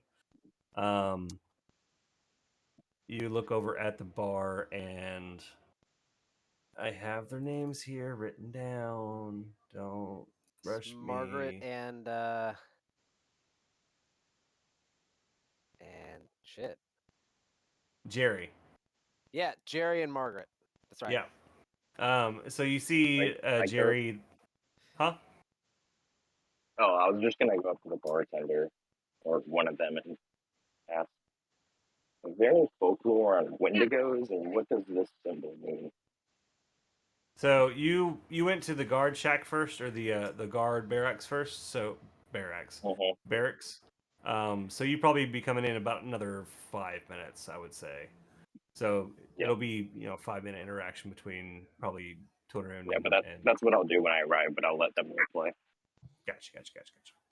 Okay, all right. So Jerry, fuck, can't keep these names face straight. Dr. That Valerie, you walk into the bar with Torun following behind you. You look over to the bar. Jerry and Margaret are making out. Margaret's ass is up on the bar, and like Jerry is all up in her shit. Didn't I send my daughter to stay here while we were out of town? I believe so. Yes, you sent your young child to a bar while you left this morning, which wasn't Jerry and Margaret were like a already few hours ago. Jerry and Margaret were already used to watching my daughter under since I threatened their lives every time. On a fairly regular basis, yes. Are So you looking for your daughter? I walk up with like 1,000 yard stare, kind of staring off in the middle distance, even if they're like within an inch of, and like no matter how far they are from my face, anyone that sees my face sees like 1,000 yard stare. And so I plant myself at the bar. I'm like, "Where's my daughter?" Uh, Margaret looks over her shoulder at you, and she's like, "Oh, welcome back, honey. What's your daughter's Shut the name fuck again? up. Where is my Fucking daughter? Tina. Hold on, I forgot what your daughter's name was. Tina. Tina. Um, Margaret looks over her shoulder. It's like, oh hey honey, Tina's in back. She was wanted to make y'all some fresh bread for when y'all got back, so I kind of had to leave the kitchen to her. And Valerie slowly turns her head and makes the most threatening and dead to the world at the same time eye contact with her. It's like, I need 3 double shots of the strongest liquor you've got. She kind of like shoves Jerry away like playfully, and she goes, "You heard the lady. Get her. Fuck, I can't pin down voices right now. You you heard the lady. Get them their drinks." And she like hops up down off of the counter and walks back towards the kitchen. Jerry turns to you and says, "You said 3 double shots of the strongest liquor, yeah? Yeah. All right." And so he reaches underneath the bar and pulls out a stone jug with some burbling green liquid inside of it, and as well as 3 glass shot or stone shot glasses, and then pours out a metered portion into each glass, and then slides them over to you. I grab one shot glass and I put it to the on the directly at the bar stool next to me, intending for Tarun, and then I'm going to grab the other one and I'm going to put it to the bar stool to my right, signaling that I'm waiting for Tigger to come in because I'm assuming Tigger's going to come in, and then I just grab mine and I fucking just slam it. This is some of the most disgusting liquor you have ever had in your entire life. Like the flavor Perfect. is like vinegar and rotten eggs and acetone with a hint of mint. And you immediately Oh feel the my god. effects. Oh my god, it's Rumplemint. Torun sits down next to you and slams her shot back. Oh, it's so thick.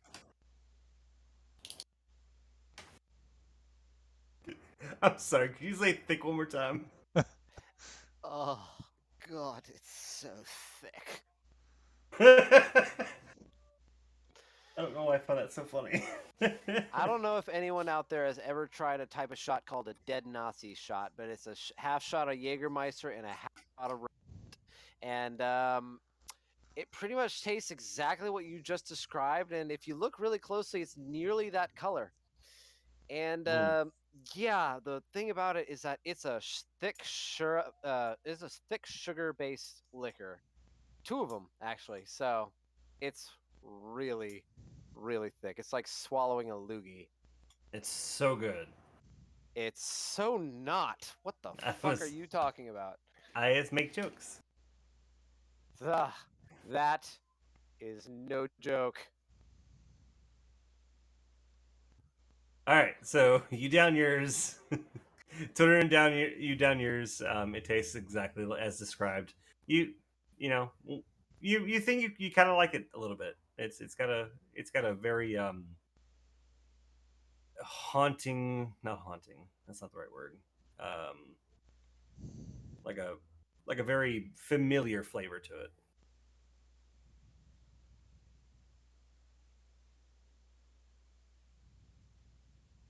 Oh, that's weird. Ooh, Ron, the gross shit is familiar. It's familiar to me. Yes, Oh, it actually tastes pretty good to you. Like it mostly just tastes.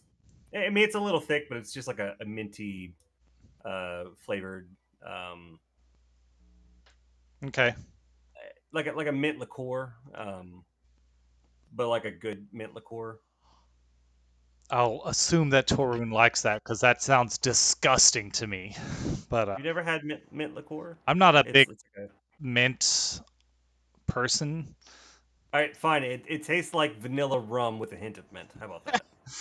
Sure. Because we know you like the vanilla rum. Yeah, she puts it back and she's like, oh, that's what I needed.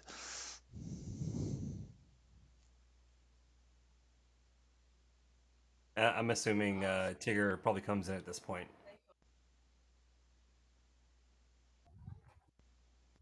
Tigger. I come in.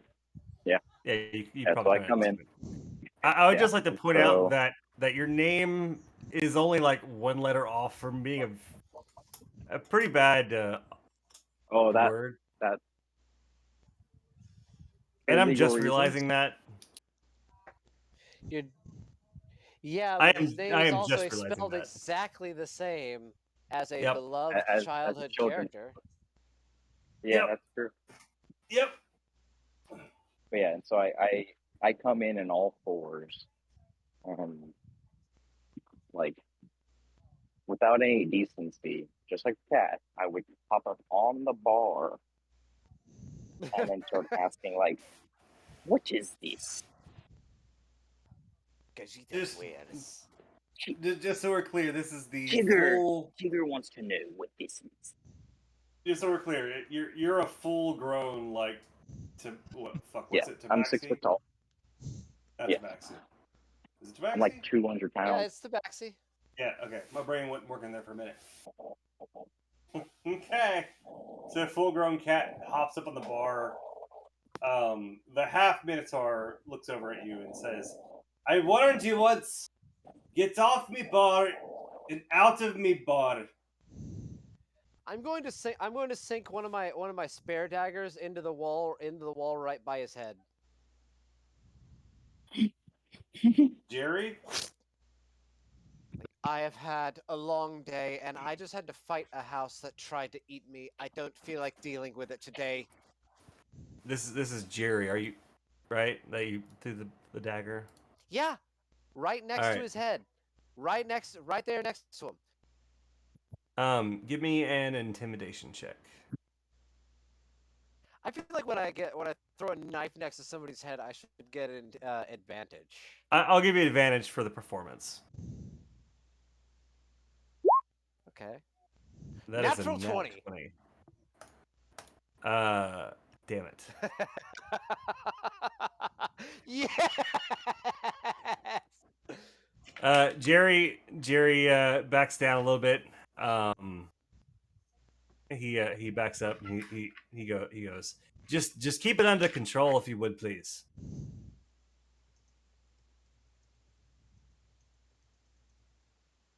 So the question was, Tigger desires to know what this is and the That folklore of Wendigos. I mean, like, what do I know about Wendigos? What does Tigger know about Wendigos? Does he know well, anything about? I mean, y'all recognize that creature that y'all fought earlier as skinwalkers. Is Wendigos another name for skinwalkers? Am I unfamiliar with? It's different names for the same thing. Okay. Yeah. All right. I wasn't 100% sure. I was pretty sure that's what you meant, or that it was the same thing, not that you meant the same thing. I could call them Anyways, skinwalkers. um, you're asking Jerry. Yeah. He looks over at you, somewhat disgusted, but not nearly as confrontational as before, and goes, "Well, they call that the God's beard. It's pretty nasty brew, but a lot of people like it. A lot of people don't. I thought it was delicious. See, it's not for everyone, but some people like it. Valor's gonna double take towards you, or just as soon as you say that, like, what the fuck?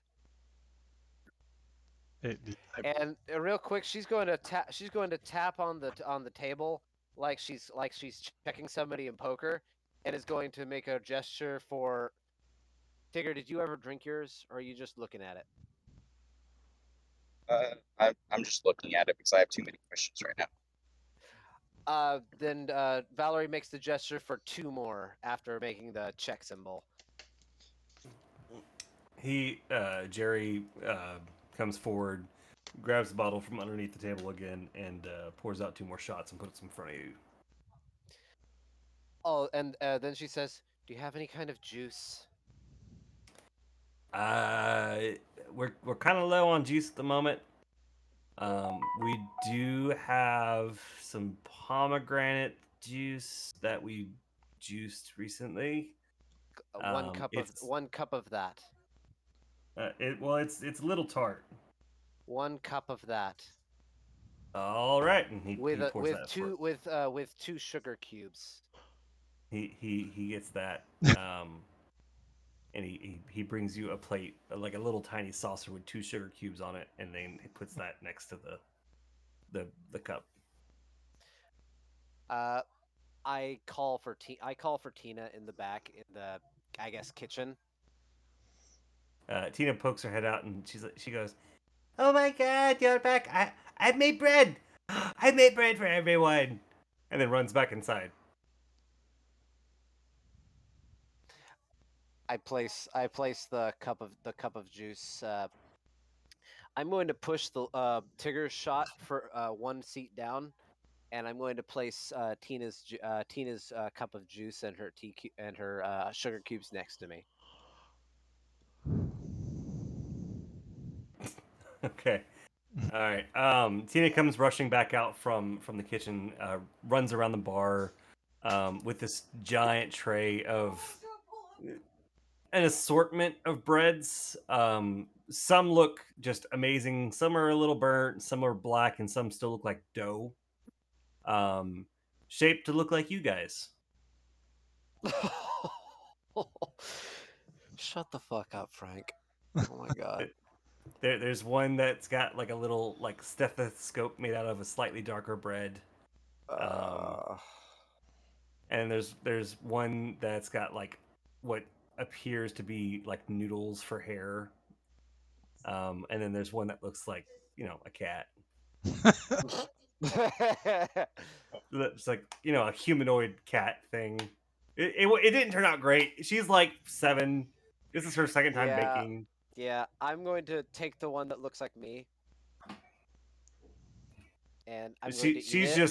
She is just beaming, like just full on like that 7-year-old smile, I'm and going just to kind of set. like I'm going to twisting back set the and forth. bread. And I'm going to set my bread down in front of me, and I'm going to, pick her up like under the armpits and lift her up into the chair next to me, and then I'm going to hand Tigger and Tarun their breads, and then I'm going to give her her juice, and then trying to trying to be as chill as possible, am going to sit there, pat her head, eat my bread, and kind of sit there and try to calm down because I'm like I'm taking some emotional damage at this point and also some stress damage. Is there damage associated from stress? Because I almost just got eaten by a house. In some in horror versions of D&D, yes. So when you pick Tina up and put her on the or on the bar stool next to you, she giggles as you like lift her up, and she's like, "Do you like it, mommy? It took forever to make." It's the best bread I've ever had. It What does tastes it taste fucking like? horrible. Yeah, yeah. I bet Like the there's textures are way off. Yeah, like the torso piece is actually pretty decent, but like the rest of it, the extremities, the head, the feet, like they all taste just horrible. Like she took some dirt and mixed it in to change the color instead of just going from wheat to white flour, because that's exactly what she did. She mixed dirt in to change the colors. I just eat it. You know, and Torun munches down on hers happily. It's one of the best things she's ever had because Oh my god, I forgot about your backstory. Oh my god. this is really good. What's her name? Tina? This is really good, Tina. Tina. Yeah, her name is Tina. Thank you, Mommy Tarian. Oh my Thank you, god. thank you, Bowie. She's 7. She's not 3. She has a list. Fuck you. Don't make fun of her. It's not her fault. Tigger, do you eat yours? No, I still ask the question, who makes these? And I'm not relenting eye contact from the bartender. Tina looks at you and says, "I made these." Uh, I ignore her, and I'm holding up the symbol. Who made these? And now I'm like getting closer and closer to the bartender.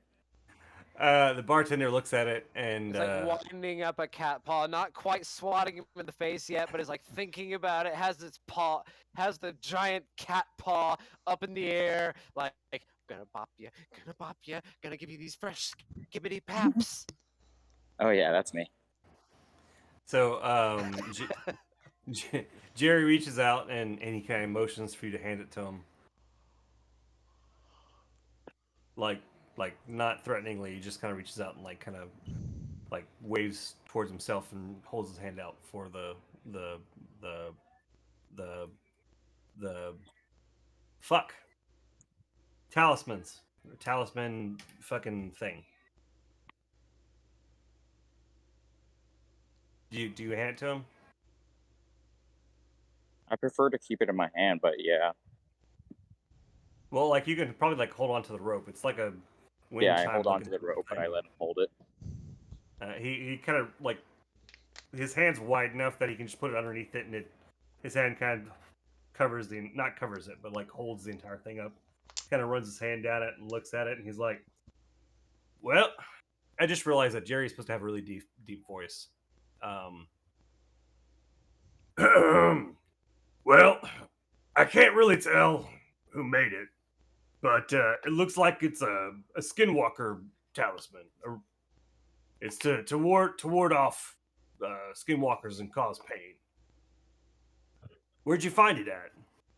Hopefully, didn't find it up around found Jason and or Jackson and Felicity's house. Torun looks. Go. That was Felicity's house? Well, I mean, the house is its own creature, but you know, Felicity and Jason take care of it. Shit. Virul told us uh, to say hi. Valerie says. Valerie says, "Felicity sounds like the name of a really overspoken about TV show." I don't get the reference. Yeah, you should be ashamed of your.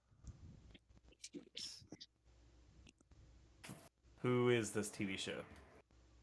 It used to be a TV show called Felicity. What was it about? Felicity. Yeah, exactly. That's the best possible answer. That's about it. There was a person named Felicity. What was the show about? Felicity. Actually, Ron answered it the most accurately that anyone could probably say. TV show. What is? It's an American drama television series created by J.J. Abrams and Matt Reeves, produced by blah blah blah blah blah. What's the plot? That's all I want to know. What? It doesn't help me at all. Listen, you don't understand, Frank. You kind of have to make the mistake of watching it once. There's not really much plot. It's about Felicity. Is that the Like one where the it's person's past like the a? fiesta, Frank. Is that the one about the mom who like turns into a zombie and she's got like 2 kids? No, No. Okay. no, that's the Santa Clarita Diet. Yeah, that's right. I still gotta watch that. It's on my It's Drew list. Barrymore. From what I watched, it was pretty interesting. It's actually pretty good. It's actually pretty good. Yeah. Anyways, yeah. So back to Jerry. Jerry. Fuck. What was the? Oh, you made joke about TV show. Jerry looks at you and he goes, I'm not sure what a TV is or a show for that matter, but yeah, they live about 2 miles up the North Road. Do you know if they had a kid? Yep. Little Jason, Jackson, one of the two. Was Jason in town? I mean, last time I seen any of them was like a couple weeks ago. How do they come into town if those things were supposed to keep them in? What do you mean this thing's supposed to keep them in? I thought it was supposed to stop skinwalkers. What?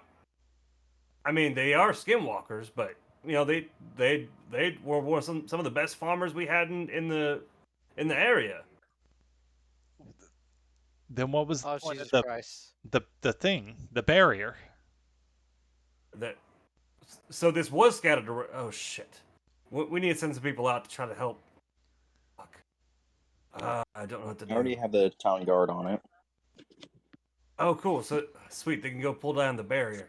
Yeah, we used to have this cult that would come around and fuck with them sometimes, and it just got to be a big thing. And we, the townsfolk like to go out and try to help out every once in a while, but it's just been one of those, things kind of fell through the cracks since the fucking head crab monsters attacked. Well, their house walked away, so I don't think you'll be seeing them for a while. You mean Kevin, the mimic? I, And then this is when I look at him like, what type of fucking weird town is this? Like, goddamn, everything is not a surprise to you. I have lived for fucking 25 years and I've never heard of a fucking house moving on its own. And fucking Wendigos, never heard of them. You've never heard of a Wendigo? That's a surprise. I mean, well, to be fair, they are the only ones that they know of within the borders of the land of. Wait, are these things like common creatures? No, they're the only ones that they even know of. Like, So like that's why I asked earlier, like, does my character know what a Wendigo is? are you from the Shattered Vale originally? The Shattered Vale being the island-like nation that you're currently in. Um, You've traveled far and wide, right? yeah. You've probably heard of a Wendigo before. Okay. Um, they're a relatively rare creature, humanoid type creature.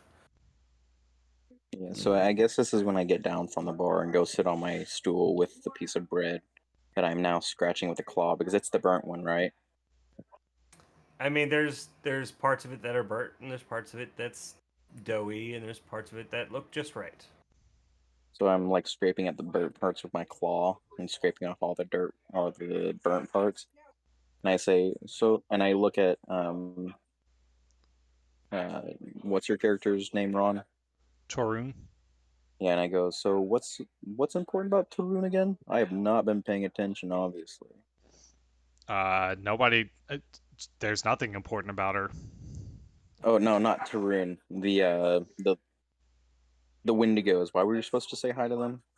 Oh, the mayor just said to say hi to Felicity, and apparently those people, one of them was Felicity, Oh, or to check in on them or something. I don't remember well, exactly. we checked in. We can check that off the box We do know that they are okay.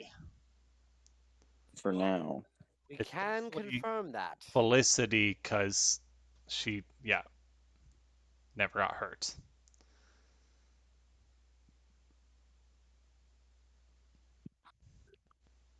And scene. Well, thank you all for joining us on another episode of the Realms of Rothgar, brought to you by Integrated Dice Management or Dungeon Management. I can't remember which one it was. Uh, it's been fun tonight. I've been your DM, Frank. You can find me. You might be able to find me on social media or possibly on Twitch if you look hard enough. Joining me tonight, I had Hayden. Hey, once again, it's been great playing. Um, yeah, it was fun voice acting and not doing too much besides that.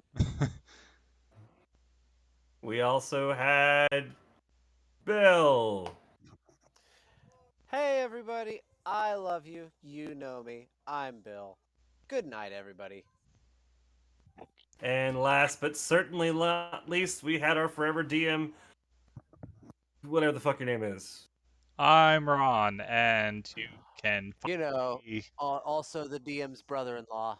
Yeah, you can That find me that was that was the joke. being the storyteller in our other game, Houston After Dark, which, if you're listening to this in real time, I'm afraid because we haven't posted this, but maybe the podcast will come out next month. Um, and yeah, All right. Well, thank everyone for joining us. I do apologize. This has been a relatively odd session. Um, but the way I planned it out, the way it wound up working out, I thought it was kind of funny. So I appreciate y'all following along at home. All right. Thanks. Bye. Yeah, bye, guys. And recording. I mean, we don't have to leave us. Well, I'm ac- I, I'm actually about to pass out, so I'm gonna go I ahead and think head I think out. everybody pretty much was. Yeah. yeah. I- I'll be seeing y'all. Catch you later. Bye, guys. Bye. Let's see. Gotta download the Okay, session. file, export as MP3 session. This would be session 9. Yeah.